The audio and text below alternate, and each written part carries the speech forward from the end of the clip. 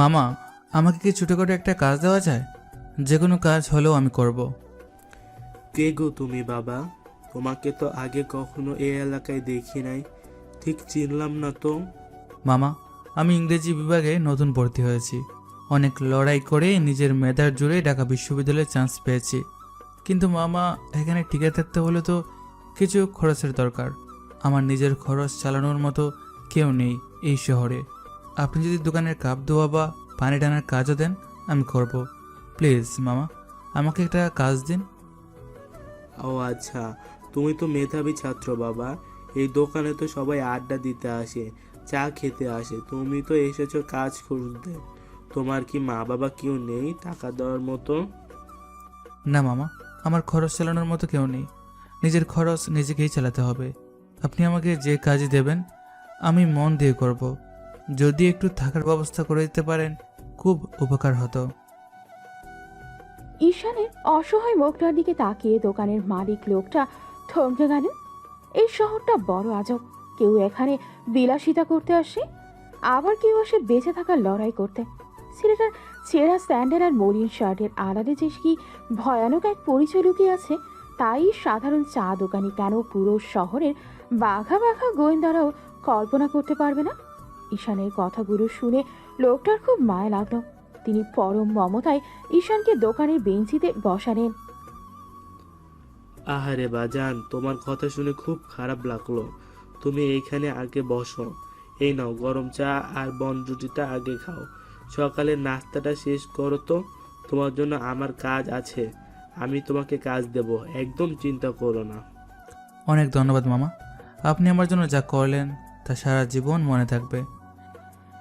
ঈশান খুব শান্ত হয়ে চা আর রুটিটা খেতে শুরু করলো। তবে সে শুধু খাচ্ছে না, আর চোখে খুব গভীর কিছু একটা বোঝার চেষ্টা করছে চারপাশ থেকে।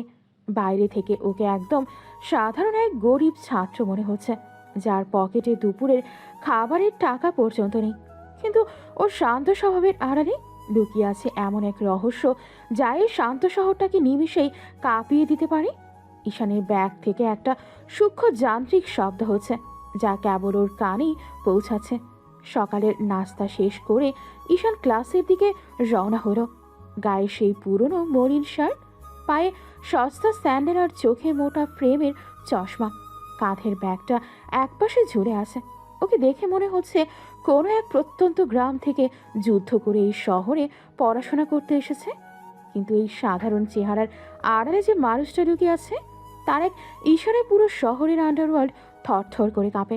ক্লাসরুমে ঢোকার পর একদল ঝকঝকে আধুনিক পোশাক পরা ছেলে মেয়ে ওকে দেখে হাসাহাসি শুরু করে দিল। এই যে হ্যালো, কানে কি কালা নাকি? তোমাকে বলছি, এই শার্টটা কি তোমার দাদার আমলের, নাকি জাদুঘর থেকে চুরি করে পরে আসছো? জি না ভাইয়া, এটা আমার নিজেরই শার্ট। একটু পুরনো, তবে পরিষ্কার আছে। পরিষ্কার থাকলে কি হয়? আমাদের এই ইংলিশ ডিপার্টমেন্টের একটা স্ট্যান্ডার্ড আছে না? তোমার মতো জীর্ণ শীর্ণ পোশাক পরা কেউ আমাদের পাশে বসলে তো লোকে ভাববে আমরা কোনো বস্তিতে বসে ক্লাস করছি। আমি তো শুধু পড়াশোনা করতে এসেছি। আমার পোশাক দিয়ে কি ক্লাসের পড়ার কোনো ক্ষতি হবে? আমি পেছনের ওই খালি বেঞ্চটাতে বসলে কি আপনাদের কোনো সমস্যা আছে? সমস্যা আছে মানে? অনেক সমস্যা। এই যে আমার হাতের ঘড়িটা দেখছো, এটার যা দাম তা দিয়ে তোমার মতো 10টা ছেলের সারা জীবনের খরচ চলে যাবে। আমাদের আভিজাত্যের সাথে তোমার এই সস্তা চেহারাটা বড্ড বেমানান লাগে। ভাইয়া, টাকা পয়সা তো আজ আছে কাল নেই, কিন্তু মানুষের ব্যবহার তো থেকে যায়। আমি খুব সাধারণ ঘরের ছেলে, আপনাদের সাথে টক্কর দেওয়ার ক্ষমতা আমার নেই। দয়া করে আমাকে পড়তে দিন। ঈশান খুব করুণ স্বরে কথাগুলো বলছিল। ক্লাসের সবাই তখন হো হো করে হাসছে। ওর চোখে মুখে এক অদ্ভুত অসহায়ত্ব খেলা করছে, যা দেখে যে কেউ ভাববে ও আসলেই খুব নিরুপায়। কিন্তু এই হাসাহাসির মাঝেই ঈশান খুব ধীর পদে ক্লাসের একদম পেছনের ভাঙা বেঞ্চটাতে গিয়ে বসল। ওর কাঁধের পুরনো ব্যাগটা থেকে একটা সূক্ষ্ম যান্ত্রিক আওয়াজ হচ্ছে, যা কেউ শুনতে পাচ্ছে না। ঈশান ব্যাগটা হাঁটুর উপর রেখে খুব সাবধানে একটা কালো ছোট রিমোটের মতো জিনিসে আঙুল ছোঁয়ালো। কিরে, পেছনের বেঞ্চে গিয়ে এখন বিড়বিড় করে কি বলছিস? নিজের ভাগ্যকে গালি দিচ্ছিস নাকি? শোন, এই শহরে টিকতে হলে টাকা লাগে, বুঝলে? তোর মতো খ্যাতদের জায়গা এই ভার্সিটিতে না। আমি ভাগ্যকে গালি দিচ্ছি না ভাইয়া, আমি শুধু ভাবছি সময় কত দ্রুত বদলে যায়। আজ আপনি হাসছেন, কাল হয়তো অন্য কেউ হাসবে। দুনিয়াটা তো গোল, তাই না? ফিলোসফি ছাড়তে হবে না। ওই ছেঁড়া ব্যাগ থেকে খাতা বের করে পড়া মুখস্থ কর। তোদের মতো ছেলেদের কাজই তো হলো দিন রাত গাধার মতো খাটা। আমাদের মতো লাক্সারি লাইফ তো আর তোদের কপালে নেই। একদম ঠিক বলছেন আপু, আমার কপালে হয়তো লাক্সারি নেই, কিন্তু শান্তিতে ঘুমানোর ভাগ্যটা আছে। আপনারা অনেক বড় মানুষ, আপনাদের অনেক শত্রু থাকে, আমার তো হারানোর কিছু নেই, তাই ভয় নেই। ঈশানের কথায় এক ধরনের গভীর রহস্য লুকিয়েছিল। রাহাত আর ফারহানা সেটা বুঝতে পারল না, তারা শুধু উপহাসই করে গেল। ঈশান মাথা নিচু করে খাতায় পাতার কলম ঘষতে শুরু করল। বাইরে থেকে মনে হচ্ছে সে নোট নিচ্ছে, কিন্তু আসলে সে খুব নিখুঁতভাবে একটা ম্যাপ আঁকছে। ঠিক সেই সময় ওর কানে থাকা অদৃশ্য ইয়ারপিসে একটা যান্ত্রিক কণ্ঠ ভেসে এলো। ফোনের স্ক্রিনে একটা সংকেত ফুটে উঠল, যা বলছে ওর টার্গেট এখন একদম কাছাকাছি। ঈশানের চোখের মনি এক মুহূর্তের জন্য স্থির হয়ে গেল, কিন্তু মুহূর্তেই সে আবার সেই মুখ চোরা সাধারণ ছাত্রের রূপ ধারণ করল। হাসো রাহাত, আজ দিনটা তোমাদের, কিন্তু রাতটা আমার। তোমরা জানো না তোমাদের মাথার উপর দিয়ে এখন কার হুকুম তামিল হচ্ছে। এই ফিসফিসারি থামা, একদম চুপচাপ বসে থাকবে। ক্লাসের পর তোকে একটা উচিত শিক্ষা দিব, যাতে এই ক্লাসে আসার সাহস আর না করিস। আচ্ছা ভাইয়া, আপনি যা বলবেন তাই হবে। আমি তো সামান্য একজন মানুষ, আপনাদের অবাধ্য হওয়ার সাহস আমার কোথায়? ক্লাসের লেকচার শুরু হলো। শিক্ষক যখন কঠিন সব তথ্য নিয়ে কথা বলছেন, ঈশান তখন জানালার বাইরে তাকিয়ে এক পরে কি যেন ভাবছে। ওর দৃষ্টির সীমানায় একটা কালো লিমুজিন এসে দাঁড়িয়েছে। ঈশান খুব আলতো করে তার চশমাটা ঠিক করলো। চশমার কাছের কোণায় একটা ডিজিটাল ইন্টারফেস ফুটে উঠেছে, যেখানে লাল রঙের ডটগুলো দ্রুত নড়াচড়া করছে। ক্লাসের সবচেয়ে খ্যাত ছেলেটি এখন এক ভয়ঙ্কর গেমে মেতে উঠেছে, যার খবর এই দম্ভ ভরা ছেলে মেয়েরা টেরও পাচ্ছে না। এই যে ভিখারি, তোকে না কালকে বলছিলাম এই গেটের সামনে দাঁড়িয়ে থাকবি, আমাদের ব্যাগগুলো বই নিয়ে ক্লাসে যাবি। তোর সাহস তো কম না, তুই খালি হাতে চলে আসলি। ভাইয়া, আমি তো পড়ার বই নিতে আসছি, ব্যাগ টানার জন্য তো আসিনি। আমার নিজেরও তো ক্লাস আছে। ওরে বাবা, স্যারের কথা শুনো একবার। নিজেরও ক্লাস আছে। তোর মতো অচ্ছুতদের আমাদের ব্যাগ টানাই তো একটা ভাগ্য। নে, এই ব্যাগটা ধর, আর পুজো হয়ে আমাদের পেছন পেছন হাঁট। রাস্তার লোকে যেন বোঝে তুই আমাদের চাকর। আপু, দয়া করে আমাকে ছেড়ে দিন। আমি অনেক কষ্ট করে এখানে পড়ার সুযোগ পেয়েছি, আমাকে এভাবে অপমান করবেন না। আমি আপনাদের পায়ে ধরছি। পায়ে ধরবি? দাঁড়া, তোকে পায়ে ধরার সুযোগ দিচ্ছি। এই যে কাদাটা দেখছিস, এই কাদার ওপর নেল ডাউন হয়ে থাকবি যতক্ষণ না আমাদের আড্ডা শেষ হয়। এটাই তোর আজকের পানিশমেন্ট। রাহাত ঈশানের কলার ধরে এক ঝটকায় মাঠের কর্নারে কাদার উপর ধাক্কা দিয়ে ফেলে দিল। ঈশানের সাদাটে মলিন শার্টটা মুহূর্তেই নোংরা হয়ে গেল। ওর চশমাটা ছিটকে দূরে পড়ে গেল। চারপাশের সিনিয়র আর সহপাঠীরা গোল হয়ে দাঁড়িয়ে তামাশা দেখছে আর হাসছে। ঈশান খুব অসহায়ভাবে কাদার ওপর হাঁটু গেড়ে বসে আছে। ওর দু চোখ বেয়ে জল গড়িয়ে পড়ছে, কিন্তু কেউ দেখছে না। কাদার উপর রাখা ঈশানের ডান হাতের আঙুলগুলো অদ্ভুতভাবে নড়ছে। ও আসলে ওর ঘড়িতে একটা বিশেষ কোড ইনপুট দিচ্ছে। এই মুহূর্তে পুরো আন্ডারওয়ার্ল্ডের 10টা কিলার টিম ওর একটা ইশারার অপেক্ষায় বন্দুকের ট্রিগারে আঙুল দিয়ে বসে আছে। কিন্তু ঈশান এখন শান্ত ও শুধু মার খাচ্ছে। ঠিক সেই মুহূর্তে বাজের মতো এক কঠোর কণ্ঠস্বর ভেসে এলো।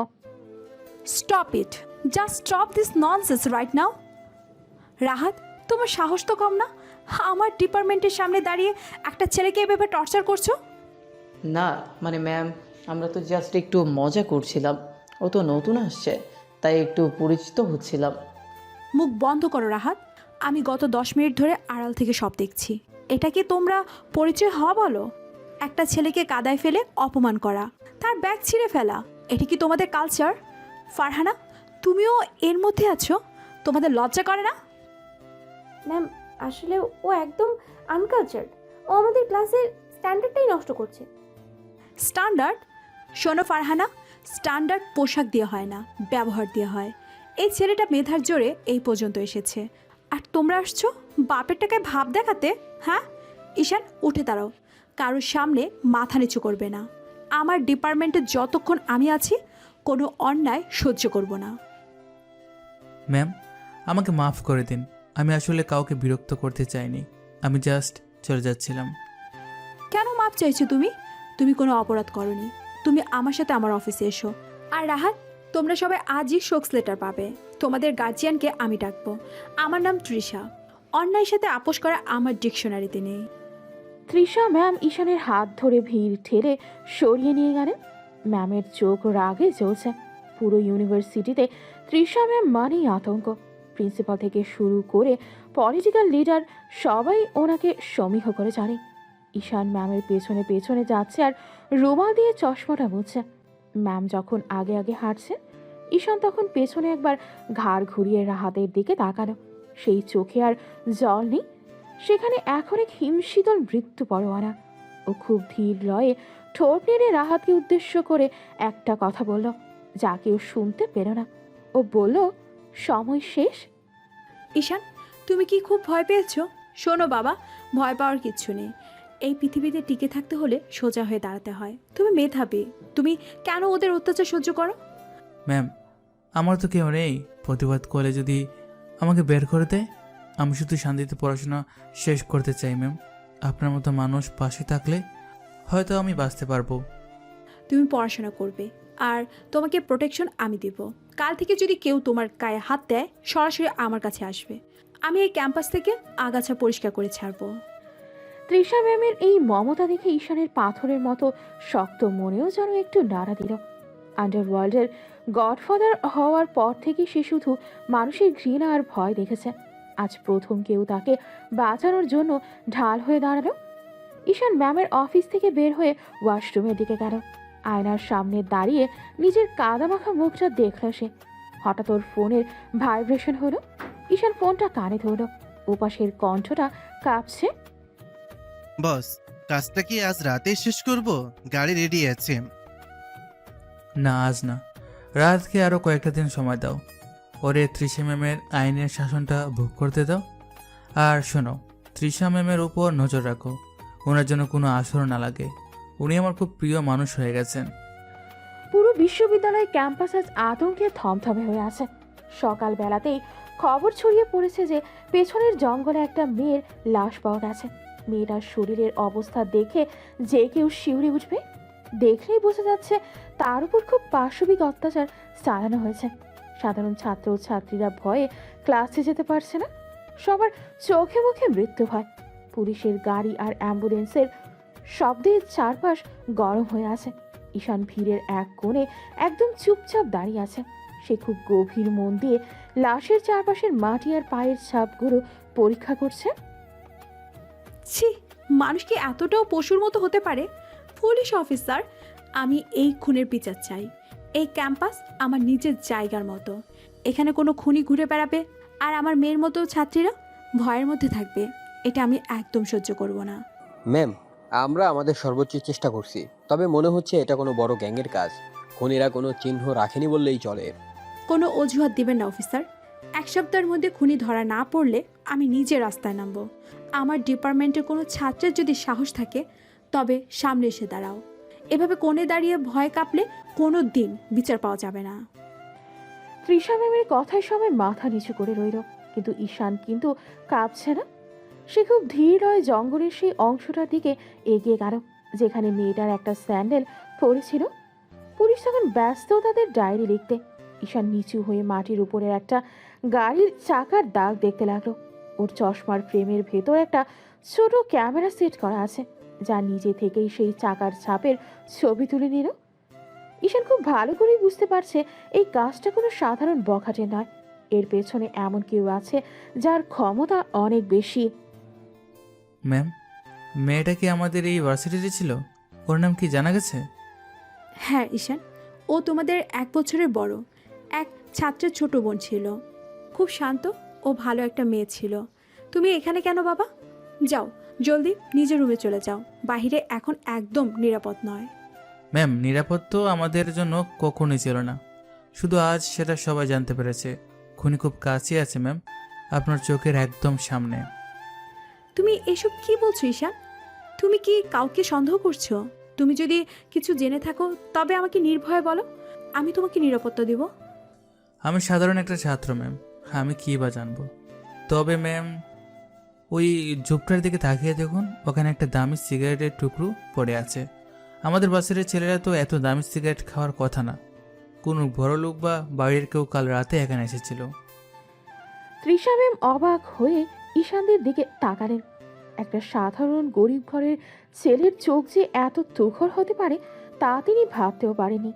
তৃষা ম্যাম যখন পুলিশের সাথে সেই সিগারেটের টুকরো নিয়ে কথা বলতে গেলেন, ঈশান তখন ভিড় থেকে একটু আড়ালে চলে এলো। ও ওর পুরনো ব্যাগ থেকে একটা ছোট হেডফোন কানে দিল। ঈশানের চেহারার সেই অসহায় ভাবটা এখন আর নেই। এখন ওকে দেখতে একদম ভয়ঙ্কর এক শিকারীর মতো লাগছে। হ্যালো সুলতান, ঈশান বলছি। গত 12 ঘন্টা এই ভার্সিটির পেছনে গেট দিয়ে কোন কোন গাড়ি ভেতরে ঢুকেছে তার সব ডিটেলস আমার কাছে পাঠাও। আর শোনো, ওই বখাটের রাহাত আর ওর বন্ধুদের উপর কড়া নজর রাখো। এই খুনের সাথে রাহাতের বাবার কোনো সম্পর্ক আছে কিনা সেটাও চেক করাও। জি বস, এখনই সব ডাটা পাঠিয়ে দিচ্ছি। তবে বস, এই কেসটা অনেক বেশি বিপজ্জনক। শহরের বড় বড় গুন্ডারা এই জঙ্গলটাকে তাদের কাজে ব্যবহার করছে। আপনি কি এর মধ্যে সরাসরি নামবেন? আমি অলরেডি নেমে গেছি সুলতান, কারণ এই খুনিরা আমার এলাকায় ঢুকে পড়ার সাহস দেখিয়েছে। আর সবচেয়ে বড় কথা, এরা তৃষা ম্যামের চোখের জল এনেছে। যে ম্যাম আমাকে বাঁচিয়েছেন তার এলাকায় আমি কোন নোংরামি চলতে দেব না। আজ রাতেই আমি খুনিদের আস্তানা খুঁজে বের করব। সব রেডি রাখো। ঈশান আবার সেই সাধারণ স্যান্ডেল পরে ধীর পায়ে হলের দিকে হাঁটা দিল। ওকে দেখে কেউ কল্পনাও করতে পারবে না যে কয়েক ঘন্টার মধ্যেই শহরে এক ভয়ঙ্কর ঝড় বইতে চলেছে। তৃষা ম্যাম দূর থেকে ঈশানের যাওয়ার দিকে তাকিয়ে রইলেন। ওনার মনে বারবার একটা প্রশ্ন ঘুরপাক খাচ্ছে, এই ছেলেটা আসলে কে? ওর গলার স্বরে হঠাৎ এত জোর থেকে এলো। রহস্যটা কি শুধুই খুনের মধ্যে, নাকি ঈশানের নিজের পরিচয়ের মধ্যেও লুকিয়ে আছে? বিকেলের দিকে ক্যাম্পাসের চায়ের দোকানে বেশ ভিড়। ঈশান তার পুরনো শার্টের হাতা গুটিয়ে নোংরা কাপগুলো ধুয়ে পরিষ্কার করছে। ওর সারা গায়ে সাবানের ফেনার কাদা লেগে আছে। দোকানের মালিক ঈশানকে খুব পছন্দ করেন, কারণ ছেলেটা খুব শান্ত আর কাজে। কিন্তু ক্যাম্পাসের কিছু বখাটে ছাত্রের কাছে ঈশান এখন হাসির পাত্র। ঠিক সেই সময় রাহাত তার দলবল নিয়ে দোকানে এসে ঢুকলো। ঈশান, ওই টেবিলের কাপড়গুলো নিয়ে আয় তো বাবা, আর এই 5 কাপ চা জলদি দিয়া। জি মামা, আমি এখনই নিয়ে আসছি। এই যে চাওয়ালা, তোর হাত তো দেখি একদম ট্রেনের মতো নোংরা। এই নোংরা হাতে আমাদের চা দিবে? তোর সাহস তো কম না। ভাইয়া, আমি হাত ভালো করে ধুয়ে নিয়েছি, আপনারা বসুন, আমি চা দিচ্ছি। এই চুপ, একদম কথা বলবি না। তুই তো আসলে একটা রাস্তার কুকুর। কাল তো ম্যাম তোকে বাঁচিয়ে দিল, কিন্তু আজ তো ম্যাম এখানে নেই। আজ তোকে কে বাঁচাবে? রাহাত, দেখো শার্টের অবস্থা। এই নোংরা শার্ট নিয়ে আমাদের সামনে দাঁড়িয়ে আছে, ভাবতেই ঘৃণা লাগছে। এই ছেলে, তুই কি চাস আমাদের চা খাওয়ার রুচিটা নষ্ট হয়ে যাক? আমি তো শুধু কাজ করছি আপু, আমি কারো কোনো ক্ষতি করিনি। দয়া করে আমাকে আমার কাজটা করতে দিন, আমার টাকার খুব দরকার। টাকার দরকার? দাঁড়া, তোকে টাকা দিচ্ছি। এই নে, 100 টাকার নোটটা এই ট্রেনের ভেতর ফেললাম। যদি তোর বাপের ক্ষমতা থাকে তবে মুখ দিয়ে এটা তুলে আন। তুলে আনতে পারলে এই টাকাটা তোর। রাহাত একটি কড়কড়ে নোট পাশের নর্দমায় ফেলে দিল। আশেপাশের সবাই হো হো করে হাসছে। এখানে চোয়াল এক মুহূর্তের জন্য শক্ত হয়ে গেল। ওর পকেটে থাকা ফোনটা তখন কাঁপছে। সুলতান হয়তো খুনিদের খবর নিয়ে ফোন করেছে, কিন্তু ঈশান এখন নিজেকে নিয়ন্ত্রণ করলো। ও খুব শান্তভাবে মাথা নিচু করে নর্দমার দিকে তাকিয়ে রইল। কিরে, তুলবি না? তোর মতো ফকিরের কাছে তো 100 টাকা অনেক কিছু। নাকি এখন ম্যামের কাছে গিয়ে নালিশ করবি? ম্যাম তোকে কত ভালোবাসে না? আপনারা অনেক বড় লোক, অনেক ক্ষমতা আপনাদের। আমি গরিব হতে পারি, কিন্তু আমারও তো একটা সম্মান আছে। আপনাদের কাছে হাত জোর করছি, আমাকে এভাবে ছোট করবেন না। সম্মান? তোর আবার সম্মান কিসের রে? তুই তো কাপ ধোয়া একটা চাকর। এই যে চাটা তুই আনলি, এটা এখন আমার জুতোর উপরে পড়লে কেমন হয়? ফারহানা ইচ্ছে করেই ঈশানের হাত থেকে চায়ের কাপটা কেড়ে নিয়ে নিজের দামি জুতার উপর খানিকটা ঢেলে দিল। তারপর চিৎকার করে উঠল যেন দোষটা ঈশানের। ও গড, রাহাত দেখ, এই অসভ্য ছেলেটা আমার জুতোয় চা ফেলে দিয়েছে। আমার এত দামি জুতোটা নষ্ট হয়ে গেল। তোর এত বড় সাহস আমাদের ফারহানার জুতা নষ্ট করিস? এই ধর একে, আজ একে এমন শিক্ষা দিব যেন আর কোনো দিন এই ক্যাম্পাসে মুখ দেখাতে না পারে। রাহাত ঈশানের কলার ধরে সজোরে একটা চর মারল। ঈশানের চশমাটা ছিটকে দূরে পড়ে গেল। ও মাটিতে পড়ে যাওয়ার পর রাহাত আর ওর বন্ধুরা মিলে ওকে লাথি মারতে শুরু করলো। ঈশান কোনো প্রতিবাদ করলো না, শুধু হাত দিয়ে নিজের মাথাটা ঢেকে রাখলো। দোকানের মালিক অনেক চেষ্টা করেন ওদের থামাতে, কিন্তু রাহাতের ক্ষমতার দাপটে তিনি কিছুই করতে পারলেন না। আরে রাহা, তোমরা ওকে মেরো না, ছেলেটা অনেক গরিব, ও কোনো দোষ করেনি, আমি নিজের চোখে দেখেছি, তোমরা ওকে ছেড়ে দাও। আপনি চুপ থাকেন মামা। এই ফালতু ছেলেটাকে আপনি দোকানে কেন রাখছেন? কাল যদি একে আবার এই দোকানে দেখি তবে আপনার দোকান আমরা চালিয়ে দিব, মনে থাকে যেন। রাহাতরা হাসতে হাসতে চলে গেল। ঈশান মাটির ওপর পড়ে আছে, ওর ঠোঁটের কোণ দিয়ে রক্ত গড়িয়ে পড়ছে। চশমা ছাড়া ওকে আরো বেশি অসহায় লাগছে, কিন্তু কেউ দেখতে পেল না। মাটির ওপর পড়ে থাকা অবস্থাতেই ঈশানের চোখ দুটো এখন আর জলজান্ত মানুষের মতো নয়, ওর দৃষ্টি এখন বরফের মতো ঠান্ডা। ও খুব ধীর হয়ে উঠে বসলো এবং নিজের চশমাটা কুড়িয়ে নিল। সুলতান, অনেক হয়েছে আর না, রাতকে আজ রাতেই তুলে নাও। ওর বাবার সব ব্যাংক অ্যাকাউন্ট ফ্রিজ করে দাও। আমি চাই ও কাল সকালে যখন ঘুম থেকে উঠবে তখন যেন রাস্তায় ভিখারি হয়ে যায়। আর হ্যাঁ, ফারহানার ওই ধম্বা বড়া চেহারাটা আমি নিজে কাল ক্লাসে গিয়ে ছড়ন করব। ওরে বাবা ঈশান, তোর তো অনেক রক্ত পড়ছে, তুই এই কাজ ছেড়ে দে বাবা, ওরা তোকে মেরেই ফেলবে, আমি তোকে কিছু টাকা দিচ্ছি, তুই অন্য কোথাও চলে যা। না মামা, আমি কোথাও যাব না, আমি বিশ্ববিদ্যালয়ে থাকবো। আপনি চিন্তা করবেন না, সময় সব ঠিক করে দেবে। আপনার এই উপকারের কথা আমি কোনো দিনও ভুলব না। ঈশান আবার কলের তলায় গিয়ে মুখটা ধুয়ে নিল। ওর মনে এখন আর কোনো কষ্ট নেই, আছে শুধু এক ভয়ঙ্কর পরিকল্পনা। যে ছেলেটা একটু আগে মার খাচ্ছিল সেই এখন এই শহরের ভাগ্য বদলানোর হুকুম দিচ্ছে। চশমাটা চোখে পড়ার পর ঈশানের চেহারায় আবার সেই অসহায় ছাত্রের রূপ ফিরে এলো, কিন্তু আড়ালে শুরু হয়ে গেছে দাবার শেষ চাল। ঢাকা বিশ্ববিদ্যালয়ের আকাশটা আজ কেমন জানি মেঘলা হয়ে আছে। একের পর এক মেয়ের মৃত্যু আর ক্যাম্পাসের ভেতরে নেশার প্রকোপ বেড়ে যাওয়ায় সাধারণ ছাত্রছাত্রীরা এখন ঘরের বাইরে বের হতেও ভয় পাচ্ছে। পুলিশ চারদিকে টহল দিচ্ছে ঠিকই, কিন্তু কাজের কাজ কিছুই হচ্ছে না। অপরাধীরা যেন পুলিশের চোখের সামনে দিয়েই সব করে যাচ্ছে। ঈশান চায়ের দোকানে বসে এক মনে কাপ ধুয়ে যাচ্ছে। তার চেহারায় কোনো ভয়ের ছাপ নেই, বরং সে খুব শান্তভাবে চারপাশের সব কিছুর উপর নজর রাখছে। মামা, ভার্সিটির পরিস্থিতি তো দিন দিন খুব খারাপ হচ্ছে, সবাই তো দেখি খুব আতঙ্কে আছে। কি আর কমু বাজান, এই শহরটা এখন আর আগের মতো নাই, কতগুলো তাজা প্রাণ অকালেই চইলা গেল। আমার তো এখন দোকান খুলতেই বুক কাঁপে, কার কপালে কখন কি আছে কেউ জানে না। অপরাধীরা তো বেশ সাহস পেয়ে গেছে মামা, তারা জানে না যে তাদের ধরার মতো কেউ নেই। এভাবে চলতে থাকলে তো এই সুন্দর ক্যাম্পাসটা একটা শ্মশান হয়ে যাবে। ঈশান কথাগুলো বলছিল আর আর চোখে রাস্তার ওপারে দাঁড়িয়ে থাকা সেই নীল রঙের ভ্যানটার দিকে তাকাচ্ছিল। গত কয়েকদিন ধরে ভ্যানটা ঠিক এই সময় আসে আর কিছু বকাটে ছেড়ে সেটার আশপাশে ভিড় করে। ঈশান বুঝতে পারছে এই ভ্যানটাই সব নষ্টের মূল। ঠিক সেই সময় রাহাত আর তার বন্ধুরা দোকানে এসে ঢুকলো। রাহাতের চোখগুলো লাল হয়ে আছে, স্পষ্ট বোঝা যাচ্ছে সে নেশার ঘোরে আছে। ওই পিচ্ছে এক কাপ করা চা দে তো, মেজাজটা একদম খিটখিট করছে। দুনিয়াতে এত কিছু হয়ে যাচ্ছে আর তোকে দেখছি সারাদিন খালি কাপই ধোস। তোর কি ভয় লাগে না? ভাইয়া, ভয় পেয়ে তো আর পেট চলবে না, আমাকে কাজ করতে হবে। আপনারা কি ঠিক আছেন? আপনাকে দেখে তো মনে হচ্ছে শরীর ভালো না। তুই চা বানা তো, তোকে ডাক্তার হতে কে বলেছে? নিজের সীমানার মধ্যে থাকবে, বেশি পাকনামি করলে তোকেও কিন্তু পস্তাতে হবে। ঈশান চুপচাপ চা বানিয়ে তাদের সামনে রাখলো। সে লক্ষ্য করলো রাহাতের পকেটে নীল রঙের ছোট ছোট প্যাকেট। ঠিক সেই সময় তৃষা ম্যামকে দেখা গেল হন্তদন্ত হয়ে ওদিক দিয়ে যেতে। ওনার মুখটা খুব গম্ভীর, দুশ্চিন্তায় কপালে ভাঁজ পড়ে গেছে। ম্যামকে দেখে ঈশান একটু এগিয়ে গিয়ে ওনার সামনে দাঁড়ালো। ম্যাম, আপনি কি কোথাও যাচ্ছেন? আপনাকে খুব চিন্তিত মনে হচ্ছে। চিন্তিত হব না ঈশান, একের পর এক দুর্ঘটনা ঘটেছে আর আমরা কিছুই করতে পারছি না।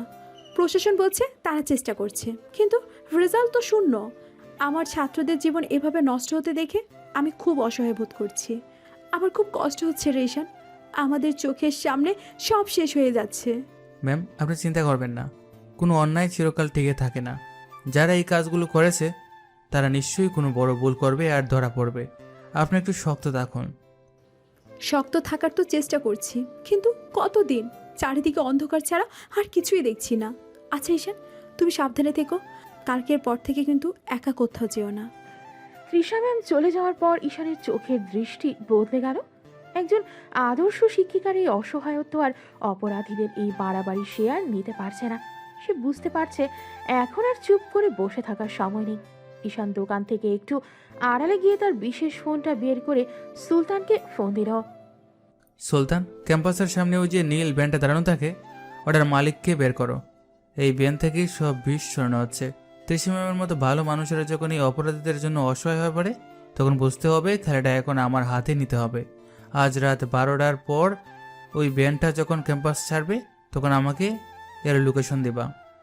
জি বস, আমি সব খোঁজ নিচ্ছি। তবে এই চক্রের সাথে কিন্তু উপর মহলের লোকজনের হাত থাকতে পারে। আপনি কি একা হ্যান্ডেল করতে পারবেন? একা বা দলবল নিয়ে সেটা পরের কথা। আগে খুনিদের ডেরাটা চিনতে চাই। যারা আমার বিচরণ ক্ষেত্রে ঢুকে নোংরামি করছে তাদের বিদায় করার সময় চলে এসেছে। রেডি থাকো। ঈশান ফোনটা রেখে আবার দোকানে ফিরে এলো। মুখে সেই শান্ত আর লাজুক ভাবটা ফিরিয়ে আনলো সে। কেউ বুঝতেও পারল না যে এই সাধারণ কাবধোয়া ছেলেটি আজ রাতে শহরের সবচেয়ে বড় রহস্যময় অপারেশন চালাতে যাচ্ছে। রাত গভীর হয়েছে। ক্যাম্পাসের চারপাশে নিঝুম, শুধু মাঝে মাঝে পুলিশের সাইরেনের শব্দ শোনা যাচ্ছে। ঈশান তার হলের রুমে নেই। সে খুব সাবধানে অন্ধকারের সুযোগ নিয়ে পেছনের জঙ্গলের সেই জায়গাটায় পৌঁছেছে যেখানে শেষ মেয়েটির লাশ পাওয়া গিয়েছিল। গায়ে একটি কালো রঙের হুডি, যা সচরাচর সে পরে না, তবে ব্যাগটা সেই পুরনো জীর্ণটাই সাথে আছে। হাতে একটা ছোট নীল আলো ঝরানো টর্চ। সে খুব সতর্কতার সাথে ঝোপঝাড়ের ভেতর কিছু একটা খুঁজছে।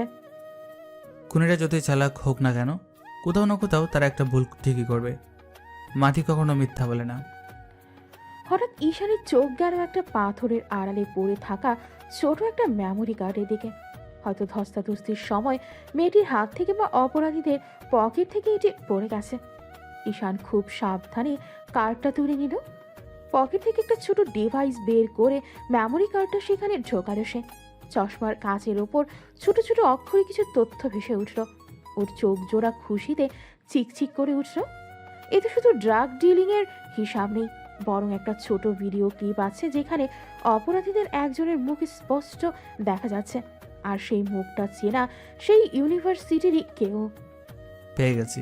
তাহলে এই ড্রাগ ব্যবসার আড়ালি সব নোংরামে চলছে। যারা এই মরণ নেশা চালাচ্ছে তারা এই জঘন্য খুনের সাথে জড়িত। এবার তোমাদের পালানোর পথ আমি বন্ধ করব। পরদিন সকাল। ঈশান আবার সেই সাধারণ ছেঁড়া স্যান্ডেল আর মরিন শার্ট পরে চায়ের দোকানে কাজে যোগ দিল। ওকে দেখে বোঝার উপায় নেই যে সারা রাত সে এক ফোঁটাও ঘুমায়নি। তৃষা ম্যামকে দোকানের সামনে দিয়ে যেতে দেখে ঈশান এগিয়ে গেল। ওনাকে আজ আরো বেশি বিমর্ষ লাগছে। ঈশান, তুমি কি কাল রাতে ঠিকমতো ঘুমাওনি? তোমার চোখ তো লাল হয়ে আছে। শরীর খারাপ করেনি তো বাবা? না ম্যাম, আমি ঠিক আছি। আসলে কাল রাতে খুব গরম ছিল তো, তাই হয়তো ঘুমটা ভালো হয়নি। আপনি কি কোনো নতুন খবর পেয়েছেন ম্যাম? পুলিশ কি কাউকে ধরতে পেরেছে? না রে, পুলিশ বলেছে কোনো ক্লু নেই। ওপর মহলের চাপে নাকি ফাইল বন্ধ হয়ে যেতে পারে। আমি খুব দুশ্চিন্তায় আছি। আমাদের এই সন্তানদের কি কোনো বিচার হবে না? ম্যাম, ধৈর্য হারাবেন না। সত্য কোনোদিনও চাপা থাকে না। হয়তো খুব শীঘ্রই খুনিদের আসল চেহারা সবার সামনে আসবে। বিশ্বাস রাখুন ম্যাম।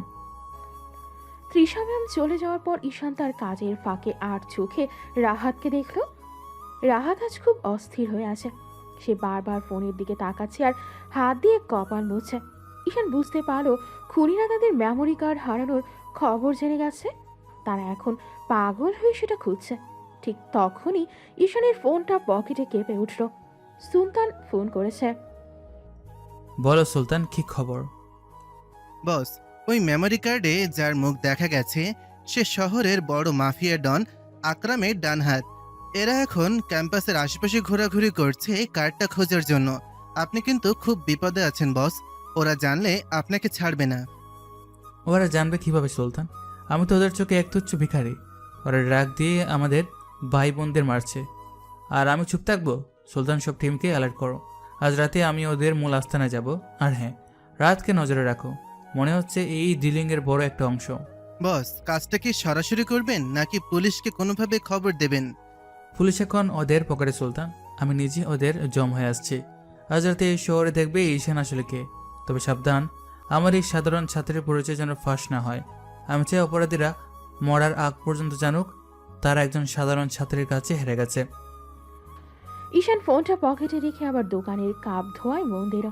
রাহাত হঠাৎ দোকানের বেঞ্চে লাথি মেরে উঠে দাঁড়ালো। সে ঈশানের দিকে একবার সন্দেহজনক দৃষ্টিতে তাকালো, কিন্তু ঈশানের সেই ভীতু আর গরিব চেহারা দেখে আবার মুখ ফিরিয়ে নিল। ঈশান খুব ধীর লয়ে কাপগুলো সাজাতে সাজাতে একটা শীতল হাসি হাসল। ক্যাম্পাসের পরিস্থিতি এখন বিষাক্ত হয়ে উঠেছে। দিনের আলোতেও এক ধরনের থমথমে ভাব বজায় থাকে। ঈশান বুঝতে পেরেছে এই ড্রাগ সিন্ডিকেটের মূলে পৌঁছাতে হলে তাকে এখন সাধারণ ছাত্রের খোলস ছেড়ে অপরাধীদের দলে মিশতে হবে। সে ঠিক করো সে একজন নেশাগ্রস্ত ছাত্রের অভিনয় করবে। ঈশান তার চুলগুলো উস্কো খুস্কো করে ফেলল। চেহারায় এক ধরনের ক্লান্তির চাপ নিয়ে এলো, যেন মনে হয় সে কয়েক রাত ঘুমায়নি। কাঁধের পুরনো ব্যাগটা নিয়ে সে ক্যাম্পাসে সেই নির্জন কর্নারে গিয়ে বসল, যেখানে মাদক বিক্রেতারা ঘোরাঘুরি করে। সেখানে সে জব্বার নামের এক ব্যক্তিকে দেখতে পেল। সে বেশ সময় ধরে এদিক ওদিক তাকাচ্ছে। ভাই, একটু সাহায্য করবেন? শরীরটা খুব খারাপ লাগছে। কিছু একটা কি পাওয়া যাবে? কিরে পিচ্ছি, তোরে তো আগে এই লাইনে দেখি নাই। নতুন মাল খাবি নাকি? টাকা আছে পকেটে? ভাই, আমি ভার্সিটির ছাত্র, অনেক টেনশনে আছি ভাই। পড়াশোনার চাপ, অভাব, সব মিলিয়ে মাথা কাজ করছে না। যেভাবেই হোক একটু ব্যবস্থা করে দেন। টাকা আমি জোগাড় করব, দরকার হলে বই বিক্রি করে দেব। ওরে বাবা, পড়াশোনার চাপে নেশা করবি? তা ভালো। তা কি চাস তুই? আমাদের কাছে তো অনেক দামি জিনিস আছে। তোর মতো ফকিন্নির পোলা কি সেসব কিনতে পারবি? ভাই, আমি সস্তা জিনিসই খাবো, আমাকে একটু শুধু শান্তি দিন। আমি শুনছি এই নীল ভ্যানের আশেপাশে নাকি ভালো জিনিস পাওয়া যায়। আমাকে একটু পথ দেখান ভাই, আপনার পায়ে ধরি। ঈশান খুব নিপুণভাবে নেশাখোরের অভিনয় করে জব্বারের পা জড়িয়ে ধরল। সন্দেহভাজন ব্যক্তি জব্বার প্রথমে একটু ঘাবড়ে গেলেও ঈশানের সেই ময়লা শার্ট আর জীর্ণ দশা দেখে ভাবল এটা হয়তো কোনো নতুন শিকার। সে ঈশানকে টেনে তুলে একটা দেয়ালের আড়ালে নিয়ে গেল। ঈশানের কানে থাকা ক্ষুদ্র ডিভাইসটি তখন সুলতানের সাথে কানেক্টেড। ঈশান চাচ্ছে এই ছোট পুঁটিবাজ জব্বারের মাধ্যমে রাঘব বোয়ালদের ডেরায় পৌঁছাতে। শোন ছোট লোক, এই মাল সবার জন্য না। আমাদের বস খুব কড়া মানুষ। তুই যদি কোনো ঝামেলা করিস তবে তোরে কিন্তু জ্যান্ত পুঁতে ফেলবো। আজ রাতে হলের পেছনে ঝোপের কাছে আসবি। সেখানে কাশেম ভাই থাকবে, তিনি তোকে মাল দেবেন। ধন্যবাদ ভাই, অনেক ধন্যবাদ। আমি ঠিক সময় চলে আসবো। বড় ভাই কি একাই থাকবেন নাকি অনেক মানুষ থাকবে? আমি একটু ভয় আছি তো, তাই জিজ্ঞেস করছি। ভয় থাকলে নেশা করতে আসছিস কেন? বড় ভাই কাশেম একাই থাকে না, সাথে অনেক পোলাপান থাকে। তুই শুধু টাকা নিয়ে আসবি। আর শোন, কারো কাছে মুখ খুললে তোর জিভ কেটে ফেলবো। ঈশান কাঁপতে কাঁপতে সেখান থেকে সরে এলো। সন্দেহভাজক ব্যক্তি জব্বার চলে যাওয়ার পর ঈশানের চোখের দৃষ্টি মুহূর্তেই বদলে গেল। সে পকেট থেকে রুমাল বের করে হাতটা মুছে ফেলল। এখন আর ওর মধ্যে কোনো ভয় নেই। ও খুব ধীর লয়ে লাইব্রেরির পাশের গাছের নিচে গিয়ে বসল এবং সুলতানের সাথে কথা বলতে শুরু করলো। সুলতান, মাছ ঠুপ গেলেছে। আজ রাত 12টায় হলের পিছনে ডিল হবে। জব্বার বলল সেখানে ওদের বড় ভাই কাশিম থাকবে। আমার ধারণা এই কাশিমে হচ্ছে এই ক্যাম্পাসের ড্রাগসের সাপ্লায়ারের মেইন লোক। বস, আপনি কি একা যাবেন? কাজটা কিন্তু বড্ড ঝামেলার হতে পারে। বড় ভাইয়ের সাথে নিশ্চয়ই অস্ত্রধারী লোক থাকবে। আমাদের টিম কি আশেপাশে পজিশন নেবে? না সুলতান, এখনই তোমাদের আসা দরকার নেই। আমি আগে দেখতে চাই এই কাশিমের পেছনে কোন রাজনৈতিক নেতা বা কোন মাফিয়া আছে। তোমরা শুধু জিপিএস ট্র্যাক করো, যদি কোনো বিপদ দেখি তবে আমি সিগন্যাল দেব। আর শোনো, 30 ম্যামকে যেন আজ রাতেই কেউ ক্যাম্পাসের বাইরে না দেখে। ওনাকে ওনার বাসায় রাখার ব্যবস্থা করো। ঠিক আছে বস, কিন্তু আপনার এই ছেঁড়া পোশাক পরে ওদের সামনে যাওয়াটা কি ঠিক হবে? ওরা যদি সন্দেহ করে? ওরা ভাববে আমি একজন হতাশ ছাত্র। ওদের মতো অপরাধীরা সবসময় দুর্বল মানুষদের টার্গেট করে। আমি সেই দুর্বলতার সুযোগটাই নেব। ওদের ধারণা নেই যে যার কাছ থেকে ওরা টাকা নিতে আসছে সেই চাইলেই পুরো শহরটা কিনে নিতে পারে। রাত যখন 12:10, ঈশান খুব সাবধানে হলের পেছনের সেই অন্ধকার জায়গায় পৌঁছালো। চারপাশটা ঘুটঘুটে অন্ধকার। হঠাৎ অন্ধকারের ভেতর থেকে 4-5টা ছায়া বেরিয়ে এলো। তাদের একজনের হাতে একটা জ্বলন্ত সিগারেট। ধোয়ার গন্ধে জায়গাটা ভরে গেছে। ঈশান মাথা নিচু করে দাঁড়িয়ে রইল। কিরে জব্বার, এই সেই নতুন মাল? একে দেখে তো মনে হচ্ছে বাতাসের জ্বরেই মরে যাবে। এর কাছে টাকা আছে তো? হ্যাঁ বড় ভাই, এই সেই ছেলে পড়াশোনার চাপে পাগল হয়ে নেশা করতে আসছে। এই ছেলে, এদিকে আয়, মুখ খোল। নেশা করার আগে একটা নিয়ম আছে জানিস? এই মালকে যদি পুলিশে ধরা পড়িস তবে আমাদের নাম নিবি না, নিলে তো লাশটার খুঁজে পাওয়া যাবে না, বুঝেছিস? জি বড় ভাই, বুঝেছি। আমি শুধু একটু শান্তি চাই। এই নিন টাকা, আমাকে মালটা দিন। কাশিম যখন প্যাকেটটা বের করলো তখন একটা গাড়ির হেডলাইটের আলো দূর থেকে এসে তাদের ওপর পড়ল। কাশিম বিরক্ত হয়ে গাড়ি দিয়ে উঠল। ঠিক সেই মুহূর্তেই ঈশান খেয়াল করলো বড় ভাই কাশিমের হাতের কবজিতে একটা বিশেষ ট্যাটু। ঈশানের মাথায় ঝিলিক দিয়ে উঠল। এই ট্যাটুটা সে শহরের টপ মাফিয়া ডন আকরামের গ্যাংয়ের চিহ্নে দেখেছে। সন্দেহভাজক ব্যক্তিরা যে আসলে অনেক বড় চক্রের অংশ সেটা পরিষ্কার হয়ে গেল। কে রে ওখানে?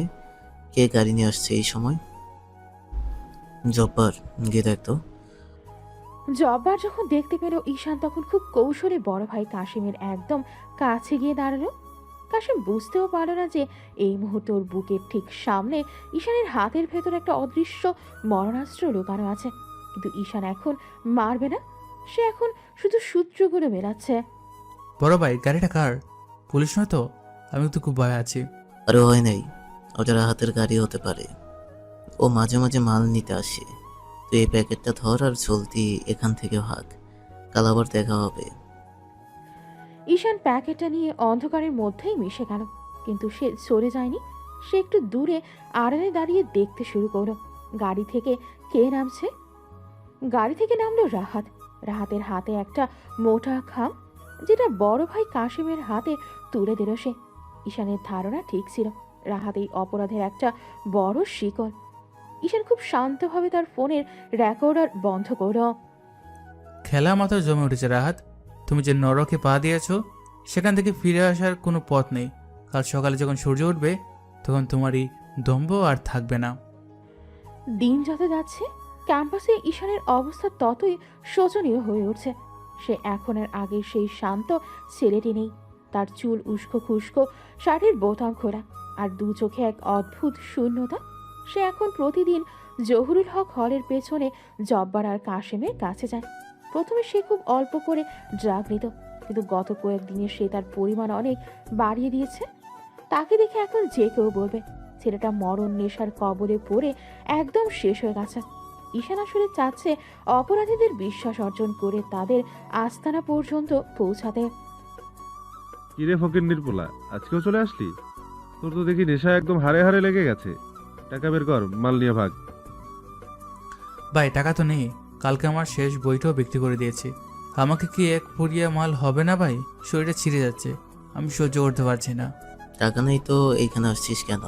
এটা কি তোর পাপের দয়ার সাগর? ভাগ এখান থেকে। নেশা করার শখ আছে কিন্তু টাকা দেওয়ার মুরাদ নাই। বড় ভাই, আমি মরে যাব ভাই, আমাকে একটু মাল দিন। আমি আপনাদের জন্য সব করতে পারবো। আপনারা যা বলবেন আমি তাই করব। এই শরীর নিয়ে আমি এখন নরকে যেতে পারবো, শুধু আমাকে একটু শান্তি দিন। ঈশান কাশিমের পা জড়িয়ে ধরে হাউমাউ করে কাঁদতে শুরু করল। তার এই করুণ অবস্থা দেখে জহুরুল হক হলের আশেপাশে দাঁড়িয়ে থাকা বখাটে ছাত্ররা হাসিতে ফেটে পড়ল। তাদের মধ্যে রাহাতও ছিল। সে ধোয়ার কুণ্ডলি পাকিয়ে ঈশানের দিকে খুব তাচ্ছিল্য ভরে তাকিয়ে রইল। কেউ ভাবতেও পারছে না যে এই ছেলেটি কয়েকদিন আগে ক্লাসে অনেক মার খেয়েও প্রতিবাদ করেনি, আজ সে এক বুড়িয়া নেশার জন্য মানুষের পা ধরছে। কিরে কাশেম ভাই, এই আবর্জনাটাকে দিয়ে লাভ কি? একে তো এখন লাথি মারলেও মনে হয় উঠে দাঁড়াতে পারবে না। দেখ, একে দেখলে এখন চেনা যায়। এটাই তো সেই ইংলিশ ডিপার্টমেন্টের ট্যালেন্ট। ভাই আমাকে আপনাদের বিজনেসে যুক্ত করে নেন, আমাকে কোনো কাজ দেন, আমি আপনাদের মাল যেখানে বলবেন সেখানে পাচার করে দেব। যত রিস্ক হোক না কেন আমি ভয় পাই না। আমার শুধু মাল চাই ভাই, আমাকে ড্রাগ দিন, আমি আপনাদের গোলাম হয়ে থাকবো। কিরে জব্বার, একে কি কাজে লাগানো চায়? আমাদের মালগুলো তো এখন পুলিশ চেকপোস্টের জন্য শহরের বাইরে পাঠাতে ঝামেলা হচ্ছে। এই চুনোপুটিটাকে দিয়ে যদি একবার চেষ্টা করি, একে দেখলে তো পুলিশও সন্দেহ করবে না যে এর ব্যাগে কোটি টাকার মাল আছে। ঠিক বলেছেন বড় ভাই, এই হার ঝিরঝিরে ছেলেটাকে দিয়ে কাজ হতে পারে। ও তো নেশার জন্য জীবন দিতেও রাজি। এই শোন, তোকে একটা কাজ দেব, যদি সফলভাবে করতে পারিস তবে তোকে 2 প্যাকেট মাল ফ্রি দেব। আর যদি ধরা পড়িস তবে আমাদের নাম নিবি না, নিলে কিন্তু জ্যান্ত কবর দিয়ে দেব। রাজি ভাই, আমি রাজি। কি করতে হবে বলেন, আমি জীবন দিয়ে দেবো ভাই, শুধু মালটা আমাকে দেন। কাশেম ঈশানের হাতে একটা পুরনো ফলের ঝুড়ি ধরিয়ে দিল। সেই ঝুড়ির তলায় খুব নিখুঁতভাবে লোকানো ছিল কয়েক কোটি টাকার মাদক। কাশেমের নির্দেশ ছিল এই ঝুড়িটা নিয়েই টিএসসির মোড়ে গিয়ে একজনের হাতে দিয়ে আসতে হবে। ঈশান খুব কাঁপতে কাঁপতে ঝুড়িটা হাতে নিল। সে অভিনয়ে এতই পারফেক্ট ছিল যে খুনিরা একেবারের জন্য বুঝতে পারে না যে সে আসলে তাদের ফাঁসানোর চেষ্টা করছে। ঈশান যখন ঝুড়িটা নিয়ে ধীর পায়ে হাঁটছিল, তখন তার পেছনের পকেট থেকে একটা সিগন্যাল সুলতানের কাছে চলে গেল। বস, আপনি কি সত্যিই যাচ্ছেন? সামনে কিন্তু পুলিশি টহল আছে, ওরা যদি সত্যি আপনাকে ধরে ফেলে। পুলিশ ধরলে ধরবে সুলতান, আমি তো এটাই চাই। আমি যাচ্ছি এই ড্রাগগুলো যেখানে যায় সেই গুদামটার খবর নিতে। তুমি যদি নজর রাখো আমি কার কাছে এই জুড়িটা দিচ্ছি। আর হ্যাঁ, কাশেম আর জব্বার জন্য ভাবে আমি ওদের সবচেয়ে বিশ্বস্ত লোক হয়ে গেছি। ঈশান খুব সফলভাবে টিএসসির মোড়ে পৌঁছে গেল। সেখানে একজন কালো হেলমেট পরা লোক দাঁড়িয়েছিল। ঈশান খুব অসহায় ভঙ্গিতে তার কাছে ঝুড়িটা দিয়ে দিল। পুরো কাজটা সে এমনভাবে শেষ করলো যেন সে অনেক দিনের পুরনো অপরাধী। কাজ শেষ করে সে আবার হলের পেছনের কাশেমদের কাছে ফিরে এলো। সাবাস বেটা, আমি তো ভাবছিলাম তুই ভয় পেয়ে পালিয়ে যাবি। তুই তো দেখি কাজের ছেলে। এই নে তোর মাল, আজ রাতটা আয়েশ করে কাটা, কাল থেকে তোকে আরো বড় কাজ দেব। অনেক ধন্যবাদ বড় ভাই, আপনারা আমার ভগবান। আমি কাল আবার আসবো ভাই, আপনাদের কোনো কাজ বাকি থাকলে আমাকে বলবেন। ঈশান প্যাকেটগুলো নিয়ে খুব আনন্দের ভান করতে করতে ওখান থেকে চলে এলো। কিন্তু অন্ধকার গলিতে ঢোকার পরেই তার চেহারার সব মলিনতা মুছে গেল। সে ঘৃণা ভরে ড্রাগের প্যাকেটগুলো নর্দমায় ফেলে দিল। তারপর প্যাকেট থেকে একটা সাদা রুমাল বের করে হাতটা খুব ভালোভাবে মুছল। তার চোখে এখন আগুনের মতো তেজ। সে পকেট থেকে ফোন বের করে সুলতানকে ফোন দিল। সুলতান, যে লোকটা মাল নিল তাকে ফলো করো, ও নিশ্চয়ই তাদের প্রধান গোদামে যাবে। আর শোনো, রাহাতকেও ওই লিস্টে রাখো। ওরা ভাবছে আমি ওদের গোলাম হয়ে গেছি, কিন্তু ওরা জানে না আমি ওদের মৃত্যুর পরোয়ানা লিখছি। কালকে আমি ত্রিশামকে কথা দিয়েছি ক্যাম্পাস পরিষ্কার করব। সেই কাজ এবার শুরু হবে। ক্যাম্পাসের চারদিকে এখন শুধু একটাই আলোচনা, ইংরেজি বিভাগের সেই মেধাবী ছাত্র ঈশান পুরোপুরি গুল্লায় গেছে। যে ছেলেটা কদিন আগেও চায়ের দোকানে কষ্ট করে কাজ করতো, সে এখন নেশায় ঘুরে ড্রেনের পাশে বসে থাকে। মানুষের তাচ্ছিল্য আর হাসাহাসি এখন ওর নিত্য সঙ্গী। কেউ জানে না এই জীর্ণ পোশাকের আড়ালে ঈশান আসলে কি এক ভয়ঙ্কর খেলা খেলছে। সবাই শুধু ওর বাইরের ছদ্মবেশটাই দেখছে। এই দেখ দেখ, আমাদের ভার্সিটির হবু ব্যারিস্টার এখন রাস্তার টোকাই হয়ে গেছে। কিরে ঈশান, নেশার টাকা কি আজ ছুটেছে, নাকি ম্যামের পা ধরে কিছু খুশিয়ে নিয়ে আসলে? ছি, একে দেখলে এখন গা গুলিয়ে আসে। যে ছেলেটা পড়াশোনা করতে এসে নেশার জগতের নাম লেখায়, তার বেঁচে থাকার কোনো মানেই হয় না। কিন্তু আমাদের ডিপার্টমেন্ট থেকে বের করে দেওয়া উচিত। ঈশান ক্লাসরুমের এক কোণে দেয়ালে মাথা ঠেকিয়ে নির্জীব হয়ে বসেছিল। ওর চোখগুলো টকটকে রাত, শরীরটা কাঁপছে। রাহাতের এই অপমানজনক কথাগুলো শুনেও কোনো জবাব দিল না। ও শুধু শূন্য দৃষ্টিতে জানালার বাইরে তাকিয়ে রইল। ঠিক সেই সময় তৃষা ম্যাম ক্লাসে ঢুকলেন। ম্যামের খুব মুখ আজ পাথরের মতো শক্ত। তিনি ঈশানের এই জরাজীর্ণ অবস্থা দেখে এক মুহূর্ত থামলেন। তার চোখে জল নয় বরং ফুটে উঠে তীব্র ঘৃণা আর বিরক্তি। ঈশান, তুমি আমার ক্লাসে এভাবে বসে আছো কেন? এই অবস্থা কেন করেছো নিজের? আমি ভেবেছিলাম তুমি অনেক দূরে যাবে, কিন্তু তুমি তো দেখছি ড্রেনের আবর্জনার চেয়েও অদম হয়ে গেছো। ম্যাম, জীবনটা বড় কঠিন। আমি আসলে কোনো উপায় খুঁজে পাচ্ছিলাম না। চুপ করো, অজুহাত দিবে না একদম।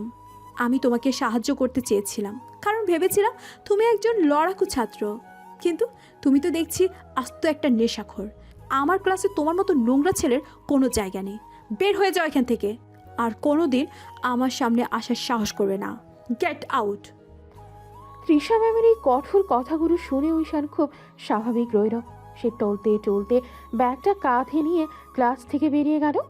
করিডোর দিয়ে যাওয়ার সময় সবাই তাকে দেখে ঘৃণা ভরে সরে দাঁড়াচ্ছিল। ঈশান ধীর পায়ে সেই চায়ের দোকানে গেল যেখানে সে কাজ করত। দোকানের মালিক তাকে দেখে খুব বিরক্ত হলেন। এ কি দশা করছোস বাবা নিজের? আমি তোমারে ভালো ছেলে ভেবে দোকানে কাজ দিলাম, আর তুমি এই নেশার সাথে যুক্ত হইলা। এই চোহে আমার আর মুখ দেখাইও না। মামা, আমাকে এক কাপ চা দিন, মাথাটা খুব ঝিমঝিম করছে। না বাবা, আমি তোমার আর চা দিতে পারবো না। আমার দোকান ভালো ছাত্ররা আসে। তোমার মতন নেশাখোর যদি এখানে বসে থাকে তবে আমার দোকানের কাস্টমার পালাবে। তুমি আর এই দোকানে আইসো না, যাও, ভালো ভাগো এখান থেকে। নিজের আশ্রয়ের শেষ জায়গাটাও হারালো ঈশান। সে এখন এই ক্যাম্পাসের জন্য এক কলঙ্ক। সবাই জানে সে ড্রাগ নেয়, কিন্তু কেউ জানে না সে এখন কাশিমদের মেইন পাচারকারী হয়ে গেছে। ঈশান একটা গাছের নিচে গিয়ে বসলো। কেউ তাকে ভালো চোখে দেখছে না, সবাই তাকে তাড়িয়ে দিচ্ছে। ঠিক সেই সময় পকেটে থাকা ফোনটা কাঁপলো। সুলতান ফোন করেছে। বলো সুলতান, কি খবর? বস, ক্যাম্পাসে তো আপনার খুব বদনাম হচ্ছে। তৃষা ম্যাম তো আপনাকে প্রায় বের করেই দিলেন। আপনি কি একবার ওনাকে সব কথা বলবেন না? না সুলতান, এখন সত্যি বলার সময় না। ম্যাম আমাকে ঘৃণা করছেন, তার মানে আমার অভিনয়টা সফল হয়েছে। অপরাধীরা এখন আমার উপর পুরোপুরি বিশ্বাস করছে। আজ রাতে ওদের সেই নীল ভ্যানটা কোথায় যাবে সেটা বলো। বস, ওরা আজ রাতে একটা বিশাল বড় চালান সরাবে।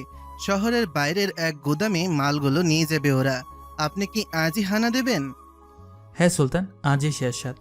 সবাই যখন ভাবছে আমি নেশার করে পড়ে আছি, তখনই আমি ওদের সাম্রাজ্য ঘুরিয়ে দেব। আজ রাতে ঈশান নয়, আন্ডারওয়ার্ল্ডের গডফাদার হিসেবে আমি ওদের সামনে দাঁড়াবো। কাশেম আর জব্বারকে আজ জমের বাড়ি পাঠাবো। ঈশান ফোনটা রেখে ঘাসের উপর শুয়ে পড়ল। তার চেহারায় সেই অসহায় ভাবটা মুহূর্তেই মুছে গিয়ে এক ভয়ঙ্কর কাঠিন্য চলে এলো। কেউ তাকে পাত্তা দিচ্ছে না, সবাই তাকে ঘৃণা করছে। এই সুযোগটা এসে কাজে লাগাবে। যে ছেলেটি আজ সবার কাছে জঘন্য নেশাখোর, কাল সকালেই সে হয়তো এই ক্যাম্পাসের আসল খুনিদের মুখ টেনে ছিঁড়ে ফেলবে। সময় যেন এক অদ্ভুত মায়ার চাদরে ঢাকা পড়েছে। ক্যাম্পাসে এখন ঈশান মানেই এক গভীর অন্ধকার আর ঘৃণার প্রতিচ্ছবি। যে ছেলেটা দুবেলা ভাতের জন্য চায়ের দোকানে ঘাম ঝরাতো, সে এখন সারাটা দিন ঝোপঝাড়ের আড়ালে বা হলের পেছনে নির্জন ড্রেনের পাশে পড়ে থাকে। ছাত্রছাত্রীরা তার পাশ দিয়ে যাওয়ার সময় নাকে রোমাল দেয়, কেউ কেউ আবার দূর থেকে টিটকারি মারে। কিন্তু এই থমথমে পরিবেশের মাঝেই একদিন ভোরে পুরো বিশ্ববিদ্যালয়ের বীভৎস খবর শুনে থমকে গেল। ক্যাম্পাসের সেই পেছনের জঙ্গল যেখানে একের পর এক ছাত্রীর লাশ পাওয়া গিয়েছিল, আজ সেখানে পাওয়া গেছে জব্বারের রক্তাক্ত দেহ। জব্বারকে সাধারণ ছাত্ররা খুব একটা না চিনলেও যারা মাদকের নেশায় বোধ হয়ে থাকে, তাদের কাছে সে ছিল এক আতঙ্কের নাম। পুলিশের হলুদ ফিতা দিয়ে ঘেরা সেই লাশের চারপাশে শত শত মানুষের ভিড়। সেই ভিড়ের এক কোণে ঈশান দাঁড়িয়েছিল। ওর চোখ দুটো চকচকে লাল, উস্কো খুস্কো চুল আর মলিন পোশাকে ওকে দেখে মনে হচ্ছে সে জগতের সব জ্ঞান হারিয়ে ফেলেছে। ও খুব শান্ত আর নির্বিকার ভাবে জব্বারের নিথর দেহের দিকে তাকিয়ে রইল। এই যে নেশাখোর, আজ তো তোর ডিলারের লাশ পড়ে আছে, এখন তোকে মাল দিবে কে? তুই কি জানিস জব্বারকে কে মারলো? কাল তো তোকে ওর সাথে গডর গডর করতে দেখছিল। আমি কি জানবো ভাই? আমি তো কাল রাতে হলের বারান্দায় নেশার গড়ে মরেছিলাম। সকালে মানুষের চিল্লাচিল্লি শুনে আসলাম। জব্বার ভাই মারা গেছে শুনে আমার নিজেরই হাত পা কাঁপছে। এখন আমার কি হবে ভাই? আমার মালের কি হবে? তোর মালের চিন্তা তোকে করতে হবে না। পুলিশ তোকে ধরলে তখন সব মাল বের হয়ে যাবে। দেখছিস জব্বারের দশা, কার এত বড় কলিজা যে এই ডনকে এইভাবে মাঝ রাস্তায় জবাই করে রেখে গেছে। পুরো ভার্সিটি এখন ভয়ে কাঁপছে। রাহাত যখন কথাগুলো বলছিল তখন তার গলার স্বরে এক ধরনের কম্পন ছিল, কারণ জব্বারের মতো একজন পেশাদার অপরাধীকে কেউ কোনো শব্দ না করে এভাবে শেষ করে দেবে সেটা রাহাতের কল্পনার বাইরে ছিল। ঈশান রাহাতের কথার কোনো জবাব না দিয়ে খুব নির্লিপ্তভাবে ঘাড় চুলকাতে লাগলো। তার চেহারায় কোনো ভয়ের ছিটে ফোটাও নেই, বরং সে এখন এক অদ্ভুত শূন্যতার অভিনয় করছে। ঠিক সেই সময় কাশিমের এক বিশ্বস্ত লোক ভিড়ের ভেতর থেকে ঈশানের পাশে এসে দাঁড়ালো এবং খুব নিচু স্বরে ওকে সাথে যেতে বলল। ঈশান টলতে টলতে লোকটার পেছনে হাঁটা দিল। কেউ টের পেল না যে এই সাধারণ নেশাখোর ছেলেটার কাছেই এখন অপরাধ জগতের সব চাবিকাঠি। ক্যাম্পাসের বাইরে কাশিমের আস্তানায় পৌঁছানোর পর দেখা গেল কাশিম রাগে ফেটে পড়ছে। জব্বার শেষ। আমার ডান হাতটা এক রাতেই কেউ কেটে দিল। পুলিশ বলছে তারা কিচ্ছু জানে না। সিসিটিভি ফুটেজ নাকি ড্যামেজ ছিল। আমার কেন জানি মনে হচ্ছে বাইরের কেউ না, আমাদের ভেতর থেকে কেউ এই কাজটা করেছে।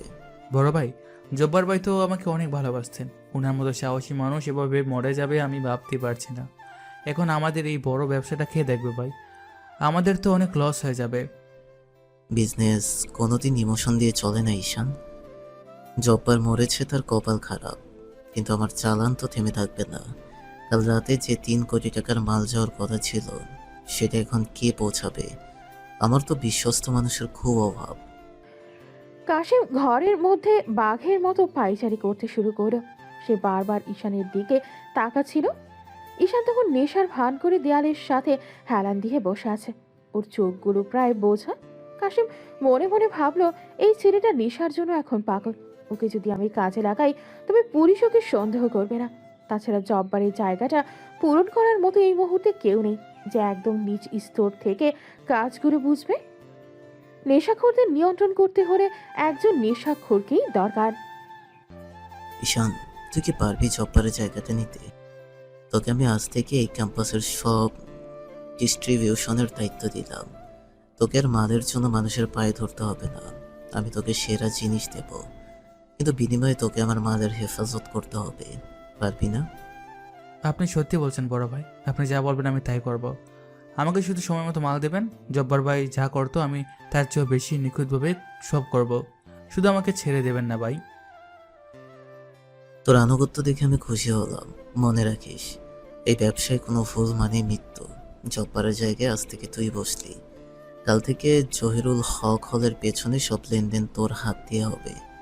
যদি কোনো ঝামেলা হয় তবে আমি তোকে জ্যান্ত পুঁতে ফেলবো। ঈশান খুব বিগলিত হয়ে কাশিমের পা ছুঁয়ে সালাম করল। কাশিম একটা দামি ড্রাগের প্যাকেট ওর দিকে ছুড়ে দিল। ঈশান সেটা পরম মমতায় বুকে জড়িয়ে ধরে আস্তানা থেকে বেরিয়ে এলো। রাস্তায় বের হওয়ার সাথে সাথেই ওর কানে থাকা অদৃশ্য ডিভাইসটি সচল হয়ে উঠল।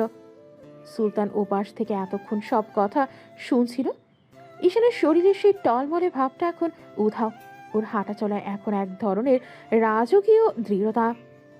বস, জব্বারকে আপনি যেভাবে আড়াল থেকে সরিয়ে দিলেন সেটা তো কাসেম খুনাখরও টের পেল না, কিন্তু আপনি তো এখন সরাসরি সাপের গর্তে ঢুকে গেলেন। কাসেম আপনাকে পুরো দায়িত্ব দিয়েছে, এটা কি অনেক বেশি গুরুত্বপূর্ণ হয়ে যাচ্ছে না? ঝুঁকি না নিলে বড় শিকার ধরা যায় না সুলতান। কাশিম এখন অসহায়, ওরা সবচেয়ে বড় ভরসা ছিল জব্বার। আমি জব্বারকে সরিয়ে দিয়ে কাশিমের পাশে নিজের জায়গা করে নিয়েছি। এখন এই সিন্ডিকেটের প্রতিটা রন্ধ্রে আমার বিচরণ থাকবে। ওরা ভাবছে আমি নেশার জন্য ওদের গোলাম হয়েছি, কিন্তু ওরা জানে না আমি ওদের সাম্রাজ্যের ভেতর থেকে গুনু পোকার মতো খেয়ে ফেলছি। কিন্তু বস, ক্যাম্পাসে আপনার অবস্থা খুবই শোচনীয়। তিশা ম্যাম আজ সকালে আপনার নাম কাটা নিয়ে প্রিন্সিপাল স্যারের সাথে খুব কড়া ভাষায় কথা বলেছেন। সবাই আপনাকে থুতু দিচ্ছে। আপনি কি একবারও নিজের ইমেজ বাঁচানোর চেষ্টা করবেন না? ম্যাম ওনার জায়গায় একদম সঠিক সুলতান। ওনার মতো আদর্শবান শিক্ষিকার চোখে আমার মতন একজন নেশাখোর ছাত্রের কোনো জায়গা থাকা উচিত নয়। এই ঘৃণাটাই এখন আমার বড় ঢাল। মানুষ যত বেশি আমাকে অবজ্ঞা করবে, অপরাধীরা তত বেশি আমাকে আপন করে নেবে। তুমি শুধু কাশিমের পরবর্তী বড় চালানের খবর নাও। আমি চাই এই শহর থেকে ড্রাগসের শেকড় উপড়ে ফেলতে। ঈশান ফোনটা পকেটে রেখে আবার সেই সাধারণ ও মলিন রূপ ধারণ করল।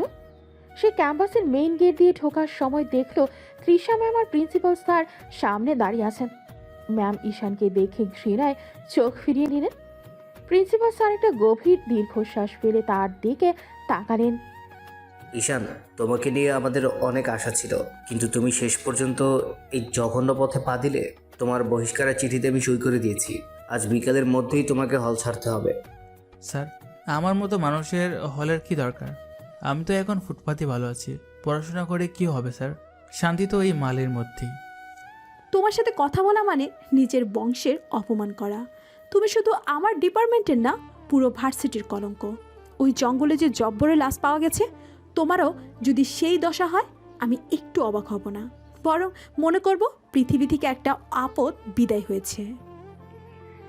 তৃষা ম্যামের এই বিষাক্ত কথাগুলো শুনে ঈশান একটা শুকনো হাসি হাসল। কেউ জানতে পারল না জব্বারকে যে অদৃশ্য জম সরিয়ে দিয়েছে। সেই যমরাজ এখন তাদের সামনেই অসহায়ত্বের নাটক করছে। ঈশান ম্যামকে পাশ কাটিয়ে চলে গেল। সে জানে এই অন্ধকারের পরেই সে এমন এক আলো নিয়ে আসবে যা পুরো ক্যাম্পাসকে চমকে দেবে। কিন্তু আপাতত সে নীরব দর্শক হয়ে দেখছে কিভাবে ষড়যন্ত্রের জাল ধীরে ধীরে কাশেমের গলার দিকে এগিয়ে যাচ্ছে। শহরের আন্ডারওয়ার্ল্ডের আজ এক বিশাল ডিল হতে যাচ্ছে। প্রায় 10 কোটি টাকার ড্রাগসের একটা বড় চালান আজ রাতের অন্ধকারে পাচার হবে। কাশেমের সবচেয়ে বিশ্বস্ত লোক জব্বার মারা যাওয়ায় কাশেম এখন দিশেহারা। এই বিশাল চালানের দায়িত্ব নেওয়ার মতো অভিজ্ঞ আর কেউ তার হাতে নেই। অগত্যা সে ঈশানের ওপর ভরসা করার সিদ্ধান্ত নিল। ঈশান তো এই সুযোগেরই অপেক্ষায় ছিল। সে নেশাখোরের অভিনয় করে কাশেমের বিশ্বাস এমনভাবে অর্জন করেছে যে কাশেম এখন তাকে নিজের ছায়া মনে করে। ঈশানকে একটা কালো রঙের ব্যাগ আর একটা লোকেশন দিয়ে পাঠানো হলো শহরের একদম নির্জন এক পরিত্যক্ত কারখানায়। কিন্তু ঈশান জানত না কাশেমের ভেতরে একটা সন্দেহ দানা বেঁধেছে। সে আসলে ঈশানকে পরীক্ষা করার জন্য একটা ফাঁদ পেতেছে। ঈশান, আজ যদি এই কাজটা তুই ঠিক মতো করতে পারিস, তবে তোকে আর কোনোদিন মালের জন্য চিন্তা করতে হবে না। তোকে আমি রাজকীয় হালে রাখবো। যা, মালগুলো ঠিক ঠিক ডেলিভারি দিয়ে আয়। আপনি চিন্তা করবেন না বড় ভাই, আপনার কাজ আমি ঠিকঠাকভাবে করে দেব। আমার উপর ভরসা রাখতে পারেন। ঈশান ব্যাগটা নিয়ে খুব সাবধানে সেই পরিত্যক্ত কারখানার দিকে এগিয়ে গেল। কিন্তু কারখানায় ঢোকার সাথে সাথেই অন্ধকার থেকে 4-5টা মুখোশধারী লোক সজোরে ঈশানের উপর ঝাঁপিয়ে পড়ল। এটা ছিল কাশেমের সাজানো একটা হামলা। ঈশান প্রথমে থমকে গেল। মুহূর্তের মধ্যে তার ভেতরে থাকা সেই আসল রূপটা জেগে উঠল। মুখোশধারীদের একজন যখন ধারালো ছুরি নিয়ে ঈশানের দিকে এগিয়ে এলো, ঈশান অদ্ভুত ক্ষিপ্রতা তার হাতটা মুচড়ে দিল। বাতাসের গতিতে ঈশান একটা ডিগবাজি খেয়ে তাদের মাঝখান থেকে বেরিয়ে এলো। যে ছেলেটাকে সবাই ল্যাংড়া বা দুর্বল ভাবত, সেই এখন বিদ্যুতের মতো কাজ করছে। ঈশান বুঝতে পারল তাকে নিজেকে লুকিয়ে রাখতে হবে। তাই সে ব্যাগটা ফেলে দিয়ে এক ঝটকায় জানালা দিয়ে বাইরের জঙ্গলের দিকে লাফ দিল। কাশেম, তুমি আমাকে পরীক্ষা করতে চেয়েছো, এবার দেখো আসল খেলা কাকে বলে। জঙ্গলটা অনেক ঘন আর অন্ধকার। ঈশান খুব দ্রুত পায়ে গাছের আড়াল নিয়ে ছুটছে। তার প্রতিটি পদক্ষেপ ছিল অত্যন্ত পেশাদার। সে খুব সাবধানে পেছনে তাকাচ্ছিল কেউ তাকে ধাওয়া করছে কিনা। হঠাৎ ঝোপঝাড়ের এক জায়গায় কিছু একটা নড়াচড়া করতে দেখে ঈশান থমকে দাঁড়ালো। সে ভাবলো হয়তো কোনো শত্রু তার জন্য উৎপেতে আছে। সে খুব নিঃশব্দে সেদিকে এগিয়ে গেল, কিন্তু যা দেখলো তার জন্য সে একদম প্রস্তুত ছিল না। ঝোপের আড়ালের শাড়িটা ছিঁড়ে যাওয়া অবস্থায় বিধ্বস্ত চুলে আর 2 চোখ ভরা জল নিয়ে দাঁড়িয়ে আছে তৃষা ম্যাম। ওনার মুখটা ফ্যাকাশে হয়ে গেছে, শরীর কাঁপছে। ঈশান এক মুহূর্তের জন্য নিজের পরিচয় ভুলে আটকে উঠল। মেমের এই দশা দেখে তার বুকের ভেতরটা যেন হাহাকার করে উঠল। সে দ্রুত দৌড়ে গিয়ে ম্যামের হাত জড়িয়ে ধরল। ম্যাম, আপনি এখানে কেন? কি হয়েছে আপনার? আপনার এই দশা কে করলো? দয়া করে আমাকে বলুন। কেউ কি আপনার ক্ষতি করেছে? তৃষা প্রথমে ভয় পিছিয়ে গেলেও ঈশানের কণ্ঠস্বর চিনে সজোরে তাকে জড়িয়ে ধরেন। ম্যাম হাউমাউ করে কাঁদতে শুরু করেন। ঈশান ম্যামকে শান্ত করার চেষ্টা করছিল, কিন্তু তার নিজের মাথাও কাজ করছিল না। ম্যামের কান্না একটু থামলে তিনি ঈশানের দিকে এমন এক দৃষ্টিতে তাকালেন যা আগে কখনো দেখা যায়নি। ম্যাম ঈশানের কলার ধরে ঝাঁকিয়ে উঠলেন। তুমি তুমি কে ঈশান? তুমি কেন নিজের জীবন এভাবে বিপন্ন করছো? আমি আজকে সবটা দেখেছি ঈশান। তোর উপর কেন আক্রমণ হয়নি? তুমি একাই ওই 5টা গুন্ডাকে নাস্তানা বোধ করে দিয়েছো। তুমি যে নেশাখোর নাও, তুমি যে অনেক বড় কোনো খেলোয়াড়, সেটা আমি আজ নিজের চোখে দেখলাম। কেন লুকাচ্ছ নিজেকে? ঈশান এক মুহূর্ত চুপ করে রইল। সে বুঝতে পারলো আর নাটক করে কোনো লাভ নেই। ম্যাম সব দেখে ফেলেছে। ঈশানের চেহারা সেই অসহায় আর ভীতু ভাবটা নিমিষে উধাও হয়ে গেল। তার ঠোঁটের কোণে ফুটে উঠল এক ডেভিল মার্কা শীতল হাসি। তার চোখের দৃষ্টি এখন আর নেশাগ্রস্ত ছাত্রের মতো নয়, বরং এক ভয়ঙ্কর খুনি বা গডফাদারের মতো। বাহ ম্যাম, আপনি তো অনেক কিছু দেখে বলছেন। আমি ভাবিনি আপনি এত গভীরে পৌঁছাবেন। আচ্ছা ঠিক আছে, যেহেতু সব জেনে গেছেন, তবে চলুন আপনাকে সবটা বলতেছি। কিন্তু তার আগে আমাকে একটা প্রশ্নের উত্তর দিন। আপনি এই ভয়ঙ্কর জঙ্গলে একা এই মাঝরাতে কী করছেন? আমি কি করব? প্রতিদিন আমার ইউনিভার্সিটির মেয়েদের লাশ পাওয়া যাচ্ছে। ড্রাগ দিয়ে ছোট ছোট ছেলেদের জীবন ধ্বংস করে দেওয়া হচ্ছে, আর আমি চুপ থাকবো? আমি নিজের ব্যক্তিগত উদ্যোগে ইনভেস্টিগেশন শুরু করেছি। আমি দেখতে চেয়েছিলাম এই জঙ্গলে রাতের বেলা কি হয়। আমি এই অপরাধের মূল খুঁজে বের করতে এসেছিলাম। ইনভেস্টিগেশন? কিসের ইনভেস্টিগেশন করছেন ম্যাম? আপনি কি কোনো আইনের লোক নাকি কোনো গোয়েন্দা? আপনি কি বুঝতে পারছেন আপনি কতটা রিস্ক নিয়েছেন? আর যদি এই অপরাধীরা আপনাকে ধরে ফেলতো, তবে আপনার কি হতো সেটা কি একবারও ভেবেছেন? আপনার যদি কোনো ক্ষতি হয়ে যেত, তবে কি আমি নিজেকে ক্ষমা করতে পারতাম? আমি আমার দায়িত্ব নিয়েছি ঈশান। আমি এই বাচ্চাদের নিজের মনে করি। এখন তাদের জীবন যখন শেষ হয়ে যাচ্ছে, তখন আমি নিজেকে কিভাবে শান্ত রাখি? আমি শিক্ষক, আমার কাজ শুধু বই পড়ানো নয়, ওদের রক্ষা করাও আমার ধর্ম। কিন্তু তুমি তুমি কে? তুমি কেন ওই ময়লা সাজ আর ছেঁড়া স্যান্ডেলের আড়ালে নিজেকে লুকিয়ে রেখেছো? আমি কে সেটা না জানি আপনার জন্য ভালো ম্যাম। তবে আপনি যে আগুন নিয়ে খেলছেন সেটা খুব বিপজ্জনক। আপনি ইনভেস্টিগেশন করতে এসেছেন ভালো কথা, কিন্তু আজ থেকে একা আর কোথাও যাবেন না। আমি এই শহর থেকে সব আবর্জনা পরিষ্কার করতে এসেছি, যেভাবে আপনি আপনার ক্লাসরুম পরিষ্কার করেন। তৃষা ম্যাম অবাক হয়ে ঈশানের দিকে তাকিয়ে রইলেন। যে ছেলেটাকে তিনি কয়েক ঘন্টা আগেও ঘৃণাভরে ক্লাস থেকে বের করে দিয়েছিলেন, সেই এখন এক অতি প্রাকৃত বীরের মতো তার সামনে দাঁড়িয়ে আছে। ঈশান তার পকেট থেকে একটা ছোট ডিভাইস বের করে সুলতানকে মেসেজ পাঠিয়ে দিল। সে বুঝতে পারছে আজকের এই রাত থেকেই সব সমীকরণ বদলে যাবে। ম্যামের নিরাপত্তা এখন ঈশানের কাছে সবচেয়ে বড় অগ্রাধিকার। ম্যাম চলুন, এখান থেকে কাশেমের লোকগুলো আশেপাশে থাকতে পারে। আজ রাতটা আপনার জন্য বড় এক অভিজ্ঞতার ছিল, কিন্তু মনে রাখবেন আমি যা করি সেটা এই দেশের আর ক্যাম্পাসের মঙ্গলের জন্য করি। এখন থেকে আমি আপনাদের ছায়া হয়ে থাকব, আপনি চাইলেও আমাকে এড়াতে পারবেন না। ঈশান তৃষা ম্যামের হাত ধরে সাবধানে জঙ্গলের অন্য পথ দিয়ে বেরিয়ে যেতে লাগলো। ম্যাম এখনো ঘোরের মধ্যে আছেন। তিনি বুঝতে পারছেন না তিনি কি কোনো স্বপ্নের মধ্যে আছেন নাকি বাস্তবের কোনো ভয়ঙ্কর গডফাদারের সামনে। তবে এক সপ্তাহের ভেতরে ঈশান যে এই ক্যাম্পাসের পুরো রূপ বদলে দেবে তা এখন পরিষ্কার। তৃষা ম্যামের ইনভেস্টিগেশন আজ তাকে এমন এক সত্যের সামনে এনে দাঁড় করিয়েছে যা পুরো শহর কাঁপিয়ে দেওয়ার জন্য যথেষ্ট। জঙ্গলের নিস্তব্ধতা যেন আজ আরও গাঢ় হয়ে উঠেছে। ঝিঝি পোকার ডাক ছাপিয়ে তৃষা ম্যামের জোরে জোরে নিঃশ্বাস নেওয়ার শব্দ শোনা যাচ্ছে।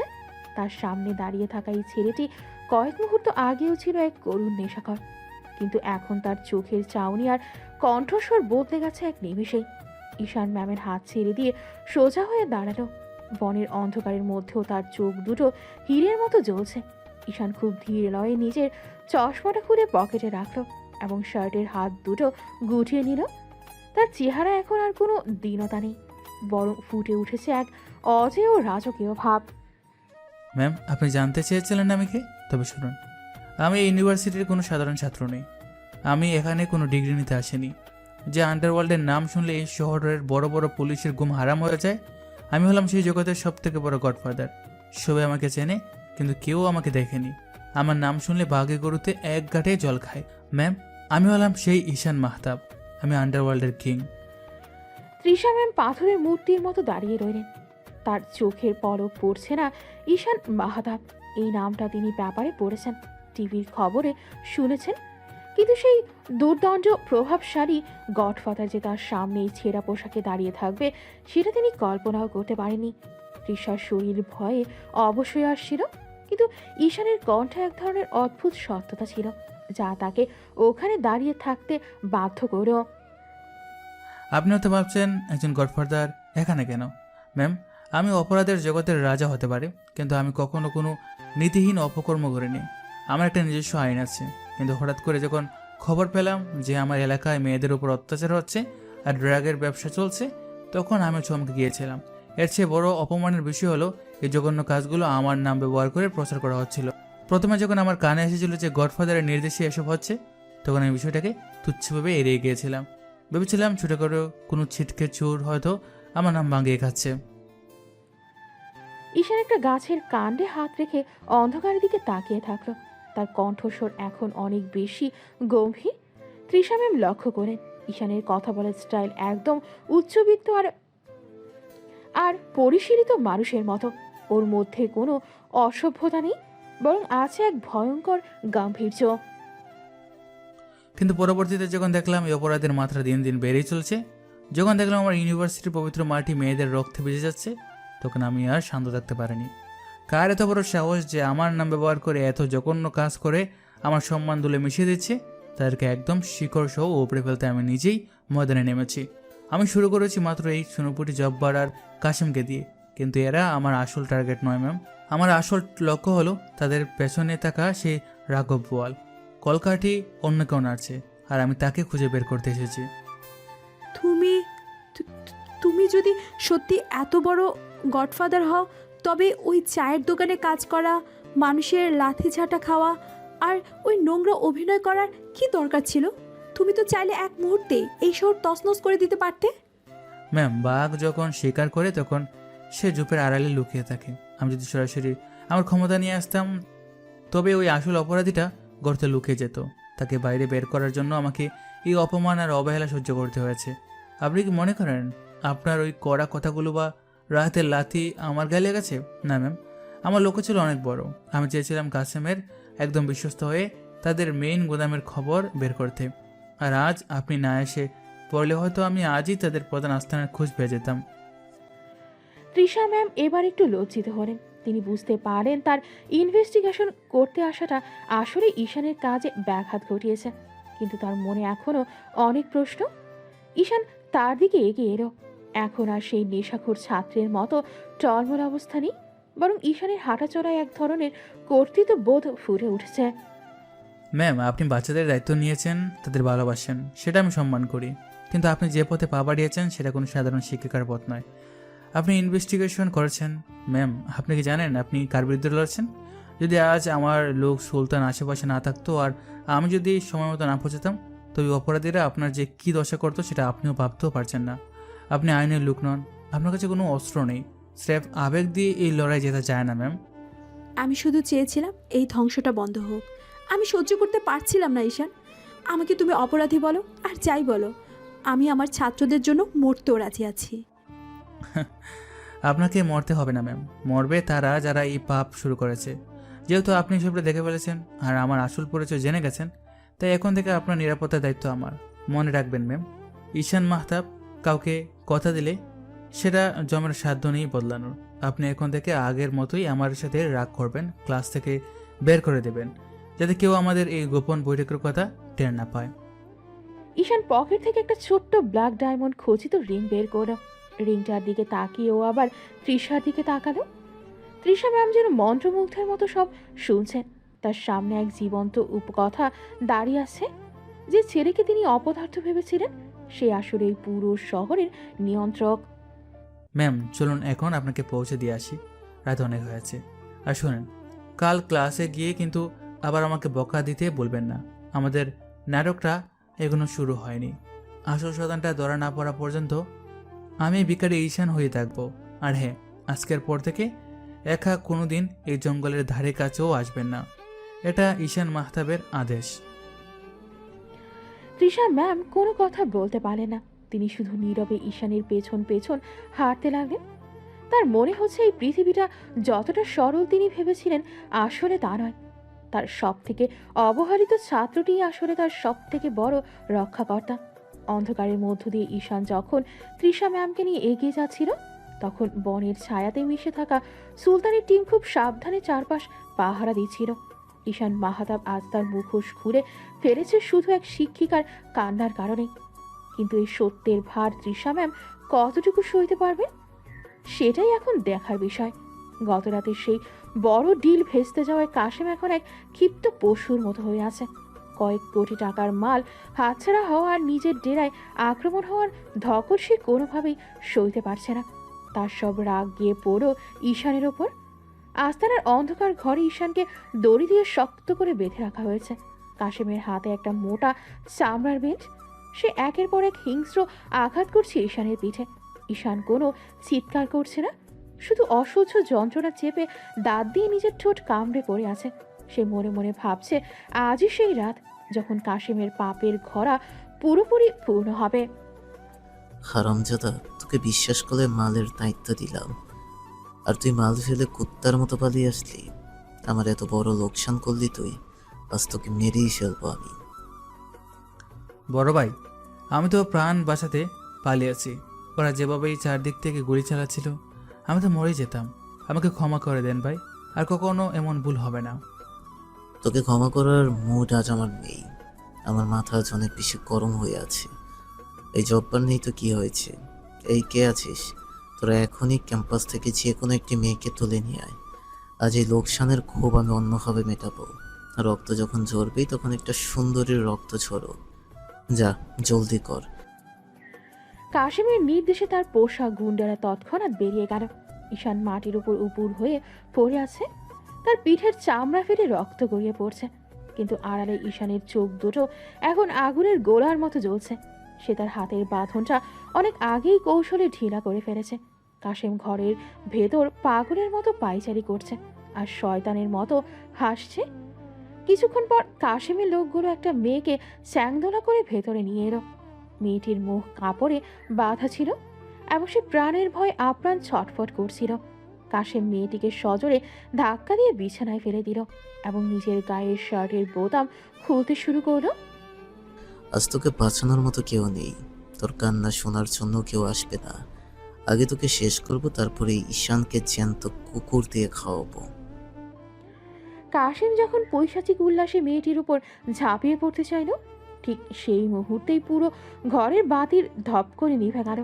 এক সেকেন্ডের জন্য পুরো আস্তানা যেন কবরের মতো নিস্তব্ধ হয়ে গেল। কাশেম হঠাৎ অন্ধকার দেখে আতঙ্কিত হয়ে চিৎকার করে উঠল। ঠিক তখনই অন্ধকারের মাঝখান থেকে ভেসে এলো এক অত্যন্ত শীতল, গম্ভীর আর ভারী কণ্ঠস্বর। এই কণ্ঠ সেই ভীতু ঈশানের নয়, বরং স্বয়ং যমরাজের। কাশেম, তোর সময় শেষ হয়ে গেছে। নরকের দরজা এখন তোর জন্য পুরোপুরি খুলে গেছে। বাতি জ্বলে উঠতেই কাশেম দেখলো ঈশান আর মেঝেতে পড়ে নেই।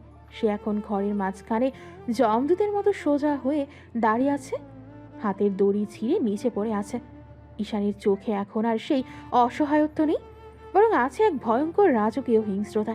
ঈশান এক ঝটকায় কাশেমের ঘাড়ে চেপে ধরল এবং তাকে দেয়ালের সাথে সজোরে আছাড় মারল। কাশেমের দাঁত ভেঙে রক্ত বের হতে শুরু করলো এবং সে যন্ত্রণায় কুঁকড়ে গেল। কাশেম বিশ্বাসই করতে পারছে না যে এই হাড় জিরজিরে ছেলেটার শরীরে এত শক্তি থাকতে পারে। তুই তুই কে? তোর হাতে এত শক্তি কোত্থেকে এলো? তুই তো একজন সামান্য নেশা করছিলি। আমি কে সেটা তো কাল সকালেই পুরো শহর জানতে পারবে। তবে আজ শুধু এটা জেনে রাখ যে তুই এতকাল এক জীবন্ত আগ্নেয়গিরির উপর দাঁড়িয়েছিলি। অনেক মেয়ের জীবন তুই শেষ করেছিস, অনেক পরিবার ধ্বংস করেছিস। আজ তোর চূড়ান্ত বিচার আমি করব। বল, তোর গডফাদারকে কার ইশারায় তুই এসব জঘন্য কাজ করতিস? আমি মরে গেলেও কারোর নাম বলবো না। আমাকে মেরে ফেললেও লাভ নেই। উনি তোকে ছেড়ে দেবেন না ঈশান। তুই খুব করুণভাবে মরে যাবি। তুই স্বীকার না করলেও আমার কিছু যায় আসে না কাশেম। তোকে মেরে আমি ঠিকই তোর মগজ থেকে সব তথ্য বের করে নিব। তোর গডফাদারকে আমি নর্দমার ড্রেনে চুবিয়ে মারব। তবে তোর আগে তোর ওই পাপি হাত দুটো আমি শরীর থেকে চিরতরে আলাদা করব। ঈশান টেবিলের উপর রাখা একটা ধারালো রামদা এক ঝটকায় তুলে নিল। কাশেম ভয়ে চিৎকার করে উঠতে চাইল, কিন্তু ঈশান তার মুখে কাপড় গুঁজে দিয়ে তার আওয়াজ বন্ধ করে দিল। ঈশানের প্রতিটি কোপ ছিল অত্যন্ত ঠান্ডা মাথার এবং নিখুঁত। সে কোনো তাড়াহুড়া করল না। কাশেমকে অবর্ণনীয় নরক যন্ত্রণা দিয়ে তিল তিল করে মারল সে। কাশেমের প্রাণ যখন প্রায় ওষ্ঠাগত, তখন ঈশান তার কানের কাছে মুখ নিয়ে খুব নিচু স্বরে ফিসফিস করে বলল, আমি ঈশান মাহতাব। কাশিমের চোখ দুটো আতঙ্কে ছানা বড়া হয়ে গেল এবং সেই ভয়ঙ্কর আতঙ্ক নিয়েই সে শেষ নিঃশ্বাস ত্যাগ করল। ঈশান খুব শান্তভাবে রুমাল দিয়ে নিজের হাত থেকে রক্ত মুছে নিল। বিছানায় পড়ে থাকা মেয়েটির বাঁধন পরম মমতায় খুলে দিল সে। মেয়েটি তখনও ভয়ে থরথর করে কাঁপছিল। ঈশান নিজের গায়ের কালো হুডিটা খুলে মেয়েটিকে ঢেকে দিল এবং খুব নরম গলায় বলল, আর কোনো ভয় নেই বোন, সদানটা মরে গেছে। বাইরে আমার লোক আছে, তারা তোমাকে নিরাপদে গড়ে পৌঁছে দেবে। মেয়েটি ঈশানের দিকে অবাক হয়ে দেবদূতের মতো তাকিয়ে রইল। ঈশান ঘর থেকে বেরিয়ে আসতেই সুলতান তার বিশাল দলবল নিয়ে সামনে এসে দাঁড়ালো। সবার হাতে তখন অত্যাধুনিক সব অস্ত্র। বস, কাজ কি শেষ? কাসেমের বডি কি গুম করে ফেলার নির্দেশ দেবেন? না সুলতান, কাশিমের বড়িটা এমন এক প্রকাশ্য জায়গায় ফেলে রাখো যেন কাল সকালে পুলিশ আর এই ইউনিভার্সিটির সবাই সেটা দেখতে পায়। আমি চাই এই শহরের সব অপরাধীদের মনে আজ এক চরম আতঙ্ক ঢুকে যাক। আর শোনো, কাশিমের ফোনটা খুব ভালো করে চেক করো। তার শেষ কলটা কার কাছে গিয়েছিল আমি এখনই জানতে চাই। বস, আপনি কি এখন বাসায় ফিরবেন? আপনার পিঠের আঘাতগুলো কিন্তু অনেক গভীর দেখাচ্ছে। এই আঘাতগুলো আমাকে প্রতি মুহূর্তে মনে করিয়ে দেবে যে আমার মিশন এখনো শেষ হয়নি সুলতান। কাশিম তো শুধু একটা ছোট ঘুঁটি ছিল, আসল খেলোয়াড় এখনো অনেক দূরে এবং ধরা ছোঁয়ার বাইরে। তবে বেশি দিন নয়, আমি আসছি তার পুরো সাম্রাজ্য জ্বালিয়ে ছাড়কার করে দিতে। ঈশান আস্তানা থেকে বেরিয়ে রাতের অন্ধকারের সাথে একাকার হয়ে মিশে গেল। কাল সকালে যখন কাশিমের লাশ পাওয়া যাবে তখন পুরো বিশ্ববিদ্যালয়ে তোলপাড় শুরু হয়ে যাবে। তৃষা ম্যাম হয়তো তখন বুঝতে পারবেন যে ঈশান মাহাতাব তার চূড়ান্ত মিশন শুরু করে দিয়েছে। কিন্তু খুনিদের সেই আসল গডফাদার কি এত সহজে ধরা দেবে? ঈশানের এই রক্তক্ষয়ী যুদ্ধ এখন এক নতুন আর ভয়ঙ্কর বন এলো। কাশিমের আস্তানা থেকে বের হওয়ার পর ঈশানের শরীরে সাইরি ছিল না। পিঠের ক্ষতগুলো থেকে অনবরত রক্ত ঝরছে আর কাশিমের সেই অমানসিক মারের যন্ত্রণায় তার মাথা ঝিমঝিম করছে। রাতের জনমানবহীন রাস্তা দিয়ে সে টলতে টলতে এগোচ্ছিল। চারপাশটা তার চোখের সামনে আবছা হয়ে আসছে। হঠাৎ একটা দ্রুতগামী গাড়ির তীব্র আলো জ্বালিয়ে তার দিকে ধেয়ে আসছিল। ঈশান এতই ক্লান্ত ছিল যে সে সরে যাওয়ার শক্তিটুকুও পাচ্ছিল না। ঠিক যখন গাড়িটা তাকে ধাক্কা দিতে যাবে অমনি একজোড়া হাত প্রচণ্ড শক্তিতে তাকে রাস্তার কিনারায় টেনে নিল। ঈশান আধ বোঝা চোখে তাকিয়ে দেখল তৃষা ম্যাম। ওনার চোখে মুখে তখন রাজ্যের উদ্বেগ। ঈশান, এ কি দশা তোমার? হে কি করেছো তুমি নিজের সাথে? তোমার পিঠ দিয়ে তো রক্ত পড়ছে। ঈশান, কথা বলো আমার সাথে। ম্যাম আপনি এখানে? কাশেম ও আর নেই ম্যাম, আমি পেরেছি। কথাগুলো বলতে বলতে ঈশানের চোখের পাতা ভারী হয়ে এলো। শরীরের সবটুকু শক্তি হারিয়ে সে তৃষা ম্যামের কাঁধের ওপর ঝরে পড়ল। ম্যাম তাকে বারবার ডাকলেও ঈশান আর সাড়া দিল না। সেই গভীর অচেতনে তলিয়ে গেল। তৃষা ম্যাম আর দেরি না করে খুব কষ্টে তাকে নিজের গাড়িতে তুললেন। পুলিশের ঝামেলা এড়াতে তিনি ঈশানকে কোনো হাসপাতালে না নিয়ে সরাসরি নিজের নির্জন ফ্ল্যাটে নিয়ে এলেন। সারা রাত ম্যাম এক ফোঁটাও ঘুমালেন না। পরম মমতায় তিনি ঈশানের ক্ষতগুলো পরিষ্কার করে দিলেন এবং নিজের হাতে ব্যান্ডেজ করে দিলেন। পরদিন সকালে যখন সূর্যের আলো জানালা দিয়ে ঈশানের মুখে পড়ল তখন সে ধীরে ধীরে চোখ মেলল। দেখল তৃষা ম্যাম তার শিওরে বসে আছেন। ওনার চোখ দুটো লাল হয়ে আছে। জ্ঞান ফিরেছে তোমার? এখন কেমন লাগছে শরীর? এ কি পাগলামি শুরু করেছো তুমি ঈশান? তোমার পিঠের অবস্থা দেখে আমি সারা রাত স্থির থাকতে পারিনি। ম্যাম আমি ঠিক আছি, আপনাকে অনেক কষ্ট দিলাম। আসলে কাশেম কাল রাতে একটা মেয়েকে তুলে এনেছিল, আমি ওকে সহ্য করতে পারিনি ম্যাম। সুদানটাকে নিজের হাতে শেষ করে দিয়েছি। ও মরার আগে স্বীকার করেছে যে ও একটা বড় চক্রের অংশ। তুমি একা ওই খুনিদের আস্তানায় গেলে। তুমি কি জানো তোমার সামান্য ভুলও তোমার জীবন চলে যেতে পারতো? তুমি এত বড় রিস্ক কেন নাও ঈশান? যদি তোমার বড় কোনো ক্ষতি হয়ে যেত তবে কি হতো? আমি নিজের ক্ষতির পরোয়া করি না ম্যাম, কখনোই করি না। যারা এই পবিত্র ক্যাম্পাসের মাটি মেয়েদের রক্তে ভিজিয়ে দিচ্ছে তাদের শেষ না করা পর্যন্ত আমি থামবো না। আমার জীবনের চেয়ে এই মেয়েগুলোর সম্মান আর ছাত্রদের ভবিষ্যৎ অনেক বেশি দামি ম্যাম। আমি শুধু ওই গডফাদারকে ধরতে চাই যার আড়ালে বসেই সকল কলকাঠি নাড়ছে। ঈশানের কথাগুলো শুনে তৃষা ম্যাম আর এক মুহূর্তের জন্য স্তব্ধ হয়ে গেলেন। তিনি ঈশানের মুখের দিকে তাকিয়ে এক অদ্ভুত একাগ্রতা দেখতে পেলেন। যে ছেলেকে তিনি কিছুদিন আগে চরম ঘৃণা করেছিলেন আজ তার জন্য ওনার মনে এক গভীর শ্রদ্ধার মায়ার জন্ম নিল। ঈশানের এই নিঃস্বার্থ লড়াই দেখে তৃষা ম্যাম মনে মনে বেশ অবাক হলেন। তিনি ভাবতেই পারেননি কোনো অপরাধ জগতের মানুষ এভাবে নিজের জীবন বাজি রেখে সাধারণের জন্য লড়তে পারে।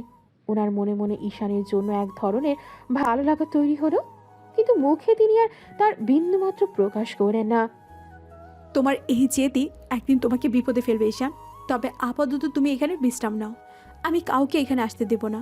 সুস্থ না হওয়া পর্যন্ত তুমি এই ঘর থেকে বের হবে না, এটা আমার আদেশ। ম্যাম, বাইরে অনেক কাজ বাকি। কাশিমের মৃত্যুর পর পুরো আন্ডারওয়ার্ল্ড এখন তোলপাড় হয়ে যাবে। আমাকে এখনই সুলতানের সাথে যোগাযোগ করতে হবে। চুপ করে শুয়ে থাকো। সুলতানা বা অন্য কেউ, সবার খবর আমি জানি। এখন তোমার সুস্থ হওয়াটা জরুরি। তুমি নিজেকে লড়াকু গডফাদার ভাবতে পারো, কিন্তু আমার কাছে তুমি এখনও আমার একজন ছাত্র, আর ছাত্রের দেখাশোনা করা শিক্ষকের দায়িত্ব। ঈশান আর প্রতিবাদ করল না। সে তৃষা ম্যামের স্নিগ্ধ চেহারার দিকে তাকিয়ে রইল। ওনার এই অযাচিত সেবা আর মায়া ঈশানের পাথরের হৃদয়কে যেন একটু নাড়িয়ে দিল। সে বুঝতে পারল এই দীর্ঘ লড়াইয়ে সে হয়তো একা নয়, তার পাশে একজন ঢাল হয়ে দাঁড়িয়ে আছে। তবে কাশিমের মৃত্যুর পর আসল গডফাদার এখন নিশ্চয়ই নতুন কোনো চাল চালবে। সেই চাল সামলানোর জন্য ঈশানকে দ্রুত সুস্থ হয়ে উঠতেই হবে। তৃষা ম্যাম ঘর থেকে বেরিয়ে গিয়ে নিজের মনের সাথে যুদ্ধ করতে লাগলেন।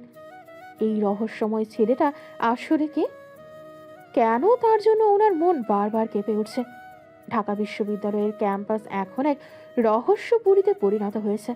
কাশিমের মৃত্যুর পর যেন রক্তের বন্যা বয়ে যাচ্ছে আড়ালে।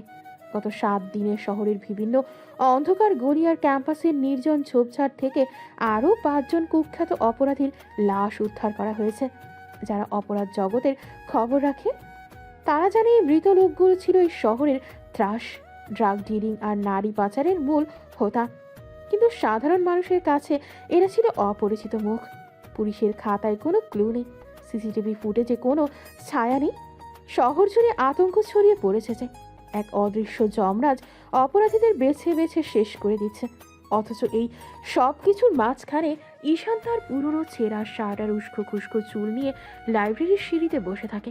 কেউ তাকে দেখে সন্দেহের চোখে তাকালে সে এমন এক অসহায় আর করুণ চাহনি দেয় যে মানুষ মনে করে এই ছেলেটা তো নিজের জীবনই সামলাতে পারছে না, সে আবার কার কি করবে। কিরে ঈশান, তুই এখনো টিকে আছিস? তোর সব চেনা মানুষ তো দেখি একে একে ওপারে চলে যাচ্ছে। তুই মরিস না কেন? তোকে দেখলে তো যমরাজও মনে হয় ঘৃণায় মুখ ফিরিয়ে নেয়। ভাই, আমার মতো গরিবের মরণও হয় না।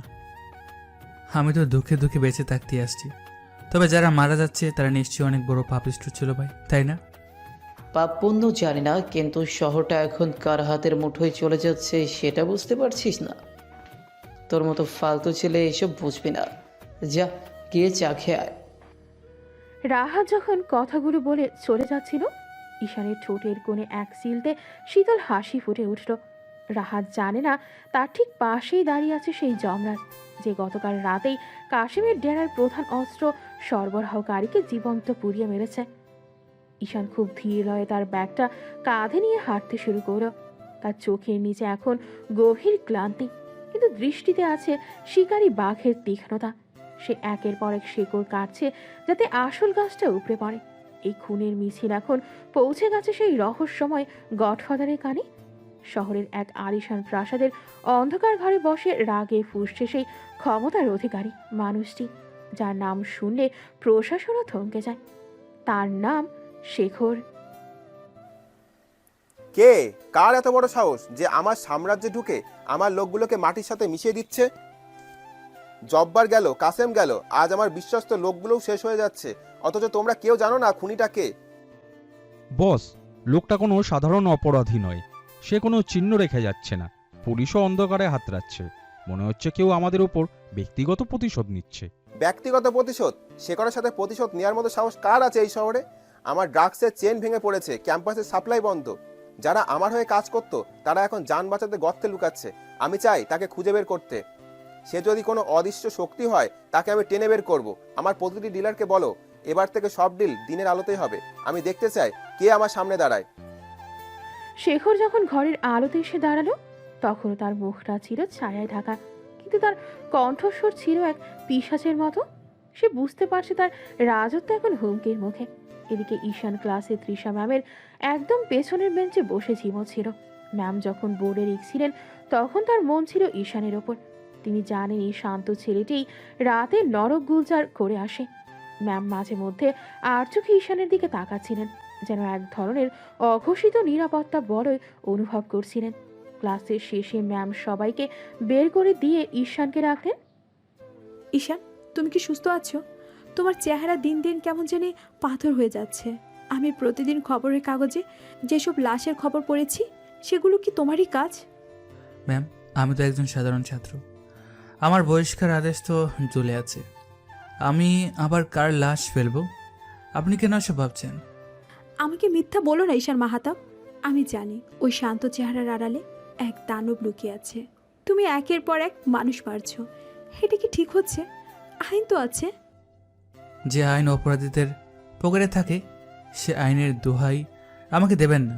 আমি মানুষ মারছি না ম্যাম, আমি ভাইরাস পরিষ্কার করছি। এই শহর যখন পচে যাচ্ছিল তখন আপনারা কেউ এগিয়ে আসেননি। আমি আসছি আমার নিজের স্টাইলে বিচার করতে। শেখর নড়ে চড়ে উঠছে ম্যাম। আমি শিওর সিংহাসন না পুরানো পর্যন্ত থামবো না। তৃষা ম্যাম ঈশানের কথা শুনে শিউরে উঠলেন। শেখর নামটা তিনি আগে কখনো শোনেননি, কিন্তু ঈশানের মুখে এই নামটা শোনা মাত্রই তিনি এক তীব্র আতঙ্ক অনুভব করলেন। ঈশান যখন ক্লাস থেকে বেরিয়ে যাচ্ছিল তখন সে একদম শান্ত, তার চলনে কোনো অস্থিরতা নেই।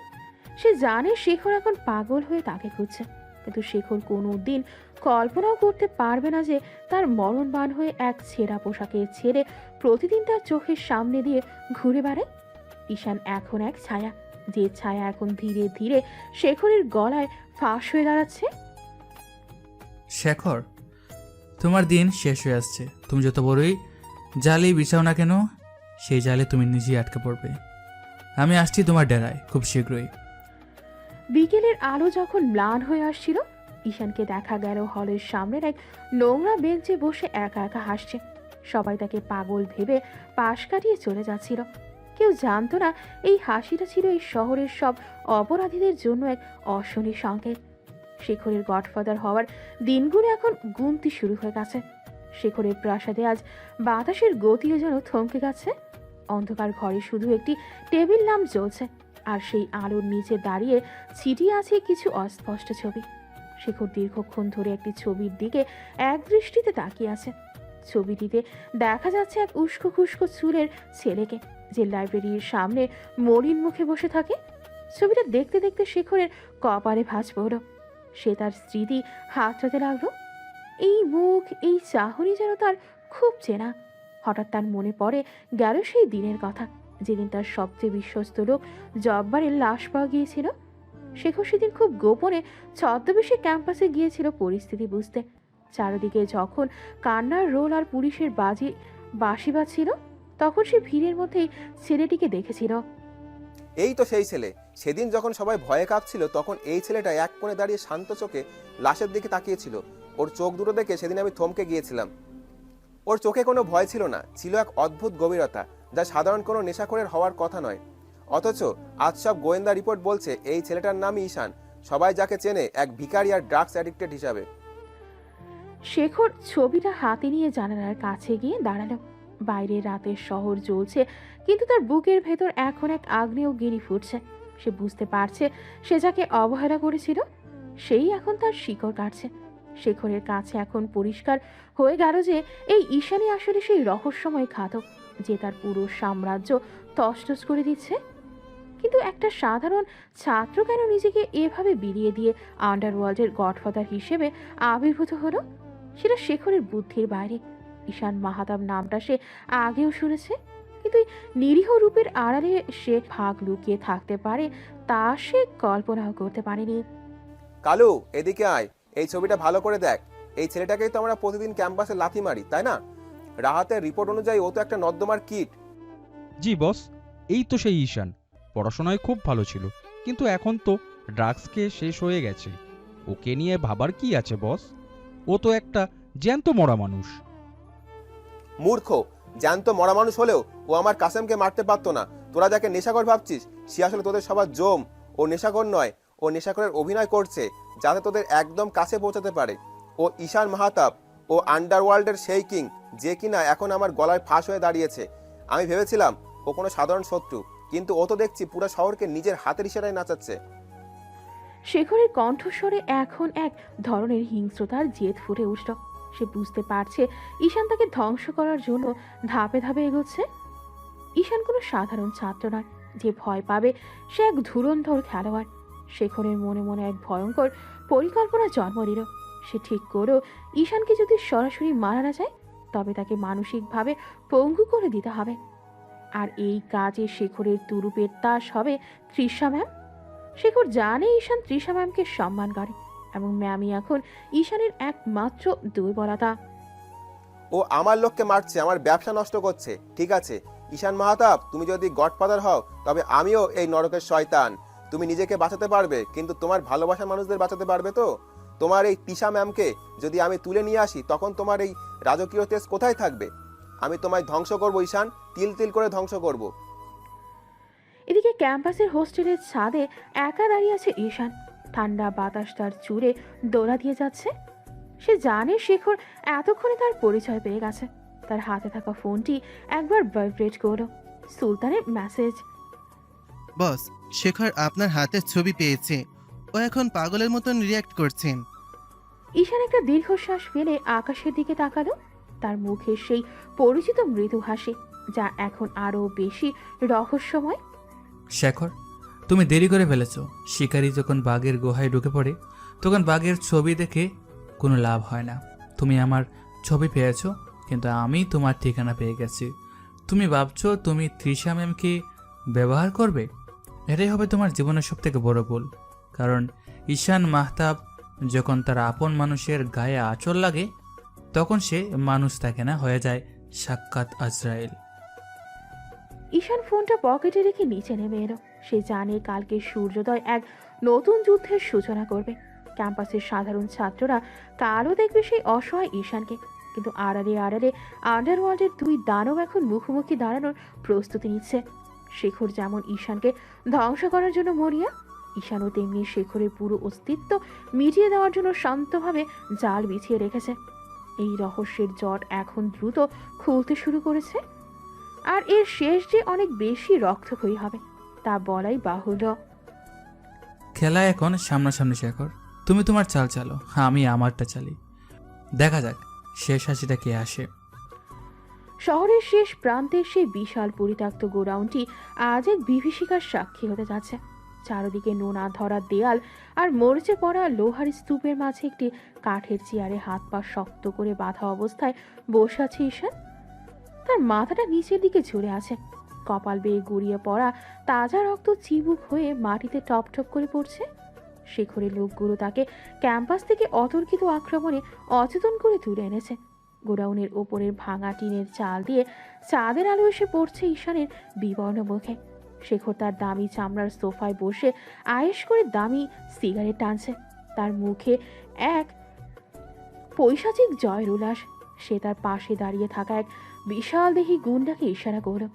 লোকটা এক বালতি বরফ ঠান্ডা জল সজোরে ঈশানের মুখের ওপর ছুঁড়ে মারল। ঈশান একটা ঝাঁকুনি দিয়ে চোখ মেলল। শেখর ধীরে ধীরে উঠে ঈশানের সামনে এসে দাঁড়ালো এবং ঈশানের চোখের ওপর থাকা কালো কাপড়ের বাঁধনটা এক ঝটকায় খুলে ফেলল। কিরে ঈশান মাহাতাব, আন্ডারওয়ার্ল্ডের আসল রাজা হয়ে শেষমেশ এই শিয়ালের গর্তে ধরা পড়লি। তোকে তোর এই নিরাপদ গর্ত থেকে বের করে আনতে আমার অনেক দাম জামা আর নাটক করতে হয়েছে। তুই কি ভেবেছিলি তোর এই ভিখারি ছাত্রের জঘন্য ছদ্মবেশ দিয়ে তুই সারা জীবন আমাকে নাকে দড়ি দিয়ে নাচাবি? আজ তোর সেই মিথ্যে রাজত্বের শেষ দিন। শেখর, তুই বড় দেরি করে ফেলেছিস। বাঘকে খাঁচায় বন্দি করে তুই ভাবছিস তুই এই যুদ্ধ জিতে গেছিস। আসলে তুই নিজেই নিজের মৃত্যুর পরোয়ানায় নিজেই সই করেছিস। আমি এখানে বন্ধু হয়ে আসিনি, তোকে নরকের পথ দেখাতে এসেছি। তোর তেজ তো এখনো কমেনি দেখছি। তুই কি জানিস তোর চারপাশটা এখন আমার কয়েকশো সশস্ত্র লোক দিয়ে ঘেরা। আমার এক ইশারায় তোকে ওরা কিমা বানিয়ে কুত্তাদের খাওয়াবে। তুই আমার বছরের পর বছর ধরে গড়া ব্যবসা নষ্ট করেছিস, আমার লোকদের পশুর মতো মেরেছিস। আজ প্রতিটি রক্তবিন্দুর হিসাব দিতে হবে তোকে। শেখর যখন ঈশানের অপমানে অন্ধ হয়ে তাকে সজোরে চড় মারার জন্য হাত তুলল, ঠিক সেই মুহূর্তে এক অলৌকিক আর ভয়ঙ্কর কাণ্ড ঘটে গেল। ঈশান এক অদ্ভুত শারীরিক কৌশলে লোহার চেয়ারের স্ক্রুগুলো আগে আলগা করে ফেলেছিল। আসলে সে এতক্ষণ অচেতন থাকার যে ভান করছিল তা ছিল শেখরকে কাছাকাছি আনার এক নিখুঁত চাল। 1 সেকেন্ডের ভগ্নাংশের ব্যবধানে ঈশান তার হাতের বাঁধন ছিন্ন ভিন্ন করে শেখরের উত্তোলিত হাতটা মাঝপথেই লোহার সারাশির মতো ধরে ফেলল। শেখরের চোখের মণি আতঙ্কে স্থির হয়ে গেল। ঈশানের হাতের কবজিতে এখন কয়েক গুণ বেশি ইস্পাতের শক্তি। ঈশান এক নিমিষেই শেখরের হাতটা মুচড়ে ভেঙে দিল। হাড় ভাঙার মটমট শব্দে পুরো গোডাউন কেঁপে উঠল। ঠিক সেই মুহূর্তে গোডাউনের চারদিকে দেয়াল আর ছাদ ফুটো করে শত শত লাল লেজার লাইট শেখরের সব লোকের বুকের ওপর এসে স্থির হলো। সুলতানের অত্যাধুনিক কমান্ডো বাহিনী নিঃশব্দে পুরো এলাকাটি ঘিরে ফেলেছে। এ কি হচ্ছে? আমার লোকরা কোথায় গেল? গার্ডস, তোরা কোথায়? তোরা কি মরে গেছিস? ধর একে, মার একে।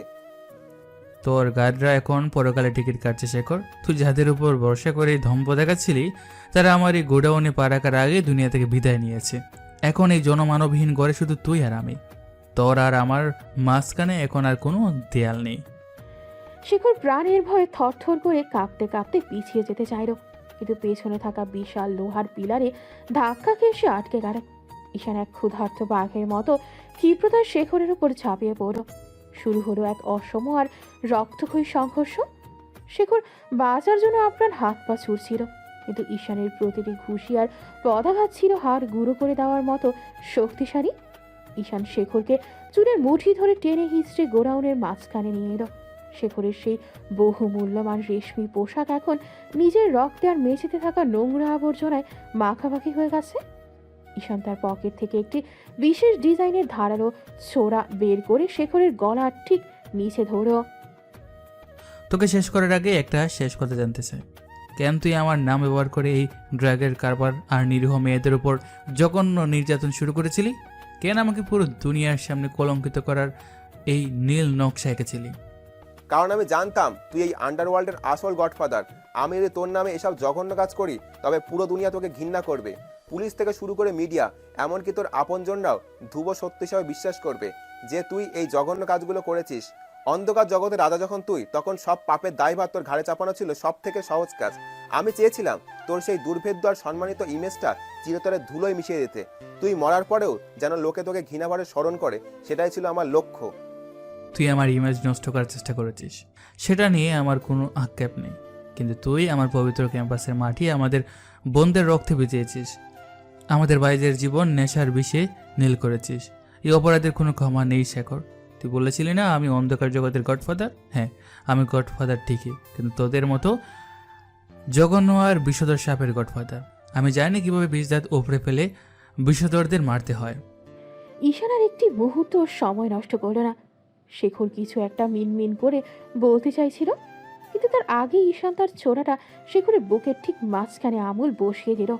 শেখরের দেহটা যন্ত্রণায় একবার কেঁপে ওঠে, নিথর হয়ে মেঝেতে আছড়ে পড়ল। তার চোখ দুটো চূড়ান্ত আতঙ্কে ঠিকরে বেরিয়ে এলো।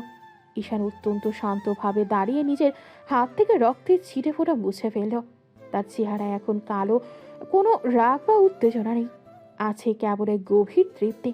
সুলতান তার দলবল নিয়ে ভেতরে ঢুকে ঈশানের সামনে এসে সেরো দিল। বস, সব কাজ শেষ। শেখরের পুরো সিন্ডিকেট আর নেটওয়ার্ক আমরা গোড়া থেকে উপড়ে ফেলেছি। এই শহরের মাটি এখন অনেকটা পরিষ্কার। আপনার নির্দেশ পেলে বডিটাও সরিয়ে ফেলি। এখনও অনেক কাজ বাকি সুলতান। শেখর মরছে মানেই সব শেষ নয়। তার ছড়িয়ে দেওয়া বিষ এখনও অনেকের মস্তিষ্কে ঢুকে আছে। চলো এবার ক্যাম্পাসে পুরোটা জঞ্জাল মুক্ত করার পালা।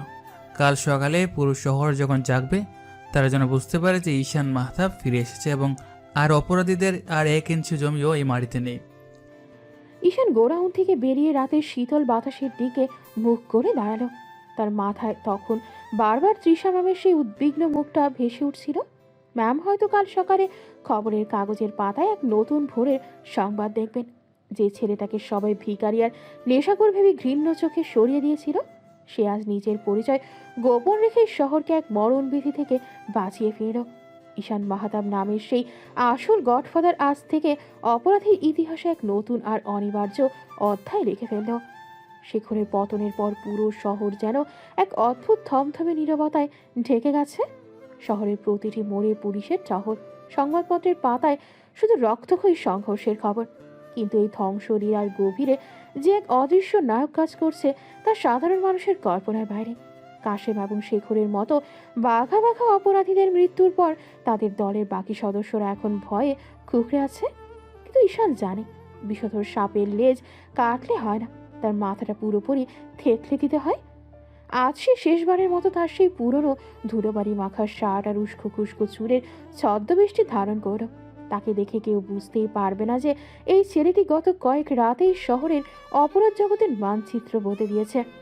সে ক্যাম্পাসের কেন্দ্রীয় লাইব্রেরির সামনে এসে দাঁড়ালো। গধূলির ম্লান আলোয় তাকে এক নিঃসঙ্গ কিন্তু অজেয় যোদ্ধার মতো দেখাচ্ছিল। বস, শেখরের ব্যক্তিগত ডায়েরি থেকে এক ভয়ঙ্কর তথ্য পাওয়া গেছে। শেখর মারা যাওয়ার আগে তার শেষ চাল হিসাবে ক্যাম্পাসের প্রধান হলে এক বিশাল বিস্ফোরণ পরিকল্পনা করে গিয়েছিল।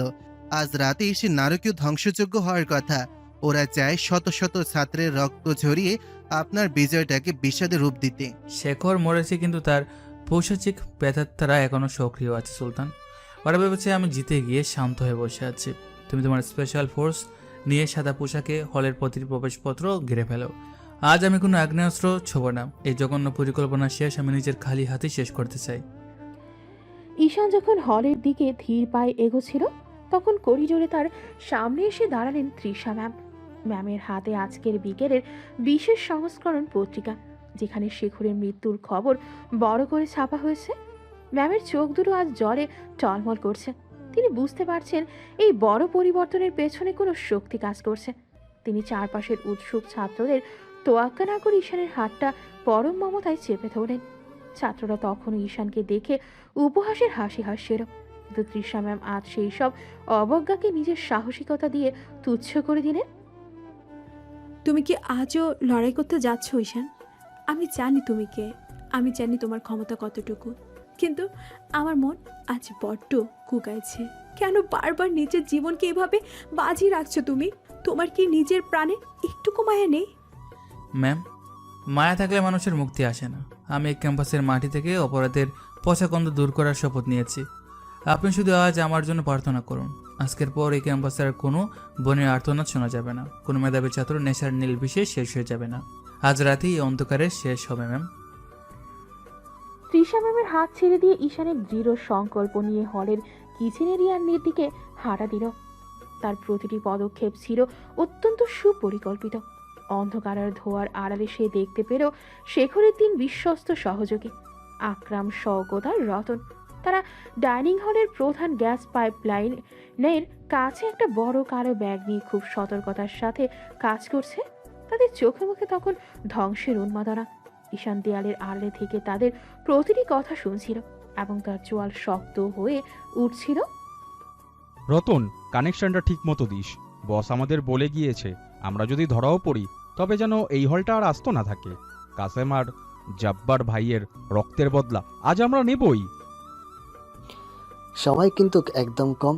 রাত 8টা বাজার সাথে সাথেই আগুন জ্বলে উঠবে। ডাইনিংয়ে এখন সবথেকে বেশি ভিড়। আজ পুরো শহর কাঁপবে আমাদের বিস্ফোরণে। ঈশান আর এক মুহূর্ত সময় দিল না। সে অন্ধকারে বুক চিরে এক কাল বৈশাখী ঝড়ের মতো তাদের ওপর আছড়ে পড়ল। আকরাম কিছু বুঝে ওঠার আগেই ঈশান তার গলার নড়ি চেপে ধরে তাকে সজোরে দেয়ালের সাথে আছাড় মারল। শওকত আর রতন ভয়ে পিস্তল বের করতে চাইল, কিন্তু ঈশানের বিদ্যুৎ গতির লাথিতে তাদের হাতের অস্ত্র ছিটকে অনেক দূরে গিয়ে পড়ল। শুরু হলো এক অসম আর রক্তক্ষয়ী লড়াই। ঈশান আজ কোনো কৃপা দেখাচ্ছিল না। সে আকরামের হাতটা এক মোচড়ে ভেঙে দিল এবং রতনকে লক্ষ্য করে এক মরণ ঘাতি ঘুষি চালালো। অপরাধীদের আর্তনাদ কিচেনের উত্তপ্ত বাতাসে মিশে যেতে লাগলো। তোদের বস শেখর এখন নরকের আগুনের স্বাদ নিচ্ছে। তোরা কি ভেবেছিলি তোদের এই পৈশাচিক পরিকল্পনা আমি সফলতা দেব? এই বিদ্যাপীঠ আমার কাছে পবিত্র মন্দির, আর এখানে যারা রক্তপাত করতে আসে তাদের আমি জ্যান্ত মাটিতে চাপা দিই। বল আকরাম, আর কেউ কি আছে তোদের সাথে? না, আমরাই শেষ। আমাদের ছেড়ে দেন ভাই, আমরা শুধু হুকুম মানছিলাম। পাপের হুকুম মানাও সমান অপরাধ রতন। তোদের বেচার এখন এই শহর দেখবে। ঈশান তাদের 3 জনকে দড়ি দিয়ে বেঁধে ফেলে রাখলো এবং সুলতানকে নির্দেশ দিল তাদের তুলে নিয়ে যাওয়ার জন্য। ঈশান যখন কিচেন থেকে বের হয়ে এলো, তার সারা শরীরে ধুলো আর লড়াইয়ের চিহ্ন। সে বাগানের পথ দিয়ে যাওয়ার সময় দেখলেও তৃষা ম্যাম তখনও উৎকণ্ঠা নিয়ে সেখানে দাঁড়িয়ে আছেন। ম্যাম তাকে অক্ষত দেখে এক দৌড়ে কাছে চলে এলেন এবং তাকে জড়িয়ে ধরেন। ম্যামের চোখের জল আজ বাধা মানছে না। তিনি বুঝতে পারছেন ঈশান আজ শুধু একটি হল নয়, শত শত প্রাণ বাঁচিয়েছে। তুমি ঠিক আছো তো ঈশান? তোমার হাত থেকে রক্ত পড়ছে, হে কি অবস্থা করেছো নিজের? ম্যাম, এই রক্ত বিজয়ের আজ থেকে এই শহর আর ক্যাম্পাস পুরোপুরি কলঙ্কমুক্ত। আমি আমার কাজ শেষ করেছি, তবে মনে রাখবেন এই মলিন পোশাকের ছাত্র ঈশানকে হয়তো কাল থেকে আর কেউ দেখবে না। ঈশান মাহতাব তার আসল সত্তায় ফিরে যাবে। ঈশান আকাশের দিকে তাকিয়ে এক শান্ত হাসি দিল। আজ রাতের পর পুরো বিশ্বের গণমাধ্যমে খবর ছড়িয়ে পড়বে এক ছদ্মবেশী যোদ্ধার কথা, যে একাই একটি অপরাধ সাম্রাজ্য ধুলোয় মিশিয়ে দিয়েছে। বিশ্বব্যাপী জানবে যে অন্ধকার জগতের গডফাদার হয়েও কেউ কিভাবে দেশের জন্য নিজের জীবন বাজি রাখতে পারে। পুরো পৃথিবী আজ তাকে এক নামে চিনবে এবং তার সাহসিকতাকে সেলুট জানাবে। কিন্তু এই পরিবর্তনের পর তৃষা ম্যামের সাথে তার ভবিষ্যৎ কি হবে? ঈশান কি তার আভিজাত্য নিয়ে সবার সামনে আসবে, নাকি সে আবারও কোনো নতুন রহস্যের আড়ালে হারিয়ে যাবে? গতরাতে সেই রুদ্ধশ্বাস ঘটনার পর আজ ক্যাম্পাসের সকালটা অন্যরকম। ভোরের আলো ফুটতেই দেখা গেল বিশ্ববিদ্যালয়ের প্রধান ফটকের সামনে কালো রঙের দামি ল্যাম্বরগিনি আর এসইউভি গাড়ির এক বিশাল বহর দাঁড়িয়ে আছে। শত শত কালো স্যুট পরা বডিগার্ড পুরো এলাকা ঘিরে রেখেছে। ছাত্রছাত্রী আর শিক্ষকরা বিস্ময়ে হতবাক হয়ে দেখছেন কার জন্য এই রাজকীয় আয়োজন। ঠিক সেই সময় গাড়ির দরজা খুলে বেরিয়ে এলো এক যুবক। তার পরনে দামি ইতালিয়ান স্যুট, চোখে ডার্ক সানগ্লাস আর চুলে নিখুঁত স্টাইল।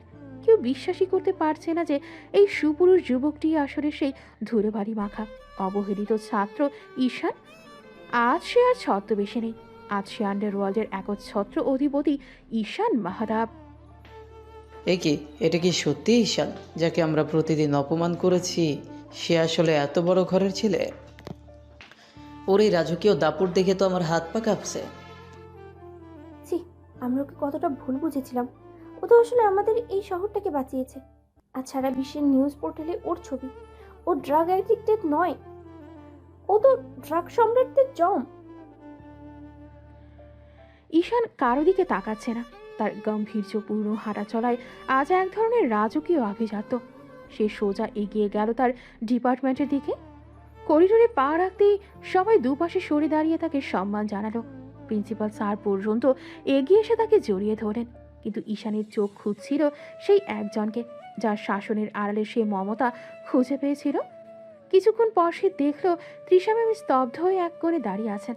তার চোখে জল, কিন্তু মুখে এক অদ্ভুত গর্বের হাসি। ঈশান ম্যামের সামনে গিয়ে দাঁড়ালো এবং খুব নিচু হয়ে তাকে সালাম করল।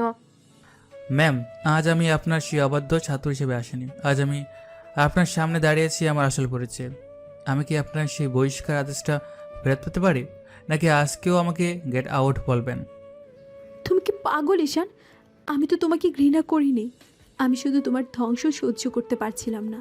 কিন্তু তুমি যে এত বড় একজন মানুষ সেটা আমি খুনাখরও বুঝিনি। তুমি চলে যাচ্ছ, তাই না? তোমার মিশন তো শেষ। হ্যাঁ ম্যাম, আমার কাজ শেষ। এই ক্যাম্পাসে এখন নিরাপদ। অন্ধকার জগতের কাজ অন্ধকারই মানায়। আমি আমার সেই জগতে ফিরে যাচ্ছি। ভালো থাকবেন ম্যাম। ঈশান যখন পেছন ফিরে চলে যেতে শুরু করলো, তখন তৃষা ম্যামের বুকের ভেতরটা হাহাকার করে উঠল। তিনি বুঝতে পারেন এই ছেলেটির প্রতি তার ভালো লাগাটা অনেক গভীরে পৌঁছে গেছে। এটি কেবল একজন শিক্ষিকার ছাত্রের প্রতি ভালোবাসা নয়, এটি তার চেয়েও বেশি কিছু। ঈশান যখন তার গাড়ির কাছে পৌঁছে দরজা খুলতে যাবে, ঠিক তখন তৃষা ম্যাম চিৎকার করে উঠলেন। ম্যাম দৌড়ে গিয়ে ঈশানের পথ আঁকড়ে দাঁড়ালেন। তার নিঃশ্বাস দ্রুত বইছে এবং চোখের জল গাল বেয়ে গড়িয়ে পড়ছে।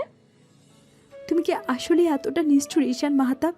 তুমি কি ভেবেছ তুমি এই শহর থেকে সব অপরাধ মুছে দিয়ে আমার মন থেকে নিজেকে মুছে দিতে পারবে? তুমি শিখেছো যে পৃথিবীটা খুব খারাপ, কিন্তু তুমি একবারও বুঝতে চাওনি যে এই খারাপ পৃথিবী তো কেউ তোমাকে নিজের জীবনের চেয়েও বেশি ভালোবেসে ফেলেছে। আমাকে ফেলে তুমি কোথাও যেতে পারবে না। ম্যাম, আমার জীবনটা আগুনের উপর হাঁটার মতো। আমার সাথে থাকলে আপনার বিপদের শেষ থাকবে না। কেন নিজের শান্ত জীবনটা আমার জন্য নষ্ট করতে চাইছেন?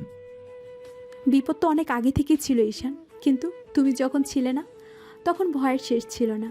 এখন আমার কাছে সব থেকে বড় ভয় হলো তোমাকে হারানো। তুমি গডফাদার হও বা কোনো সাধারণ ছাত্র, আমার তাতে কিচ্ছু যায় আসে না।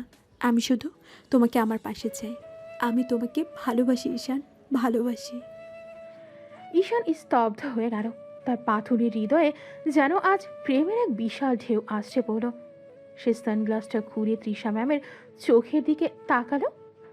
ম্যামের চোখে সেই সত্যতা আর আবেগ দেখে ঈশান আর নিজেকে ধরে রাখতে পারল না। সে ম্যামের হাত দুটো নিজের হাতের মুঠোয় নিল এবং খুব আলতো করে তার কপালে একটা চুমু খেল। সারা ক্যাম্পাসের মানুষ তখন অবাক হয়ে দেখছে এই মহাকাব্যিক দৃশ্য। আন্ডারওয়ার্ল্ডের কিং আজ ভালোবাসার কাছে পরাজিত হয়েছে। আমি ভেবেছিলাম আমার জীবনে প্রেমের কোনো জায়গা নেই, কিন্তু আপনি আমার সেই ভুল ভেঙে দিয়েছেন। আজ থেকে ঈশান মাহতাব একা নয়, এই বিশাল সাম্রাজ্যের রানী হয়ে আপনি আমার পাশেই থাকবেন। চলুন ম্যাম, এবার এক নতুন জীবনের দিকে যাত্রা করি। ঈশান খুব যত্ন করে গাড়ির দরজা খুলে দিল এবং তৃষা ম্যামকে ভেতরে বসালো। সুলতান এবং তার পুরো বাহিনী সমস্বরে তাদের লিডারকে সেলুট দিল। পুরো বিশ্ব আজ জানলো ঈশান মাহতাবের বীরত্বের কথা, কিন্তু তৃষা জানলো ঈশানের সেই কোমল হৃদয়ের কথা যা কেবল তার জন্যই স্পন্দিত হয়। ল্যাম্বরগিনিটা যখন ধুলো উড়িয়ে ক্যাম্পাসের বাইরে চলে যাচ্ছিল, তখন পেছনে পড়ে রইল এক কলঙ্কমুক্ত পবিত্র ক্যাম্পাস। অপরাধীদের ত্রাস আর অন্ধকারের গডফাদার আজ তার ভালোবাসাকে নিয়ে এক নতুন ভোরের দিকে এগিয়ে গেল। তাদের এই প্রেমের গল্প এই ক্যাম্পাসের বাতাসে আজীবন অমর হয়ে থাকবে। সমাপ্ত।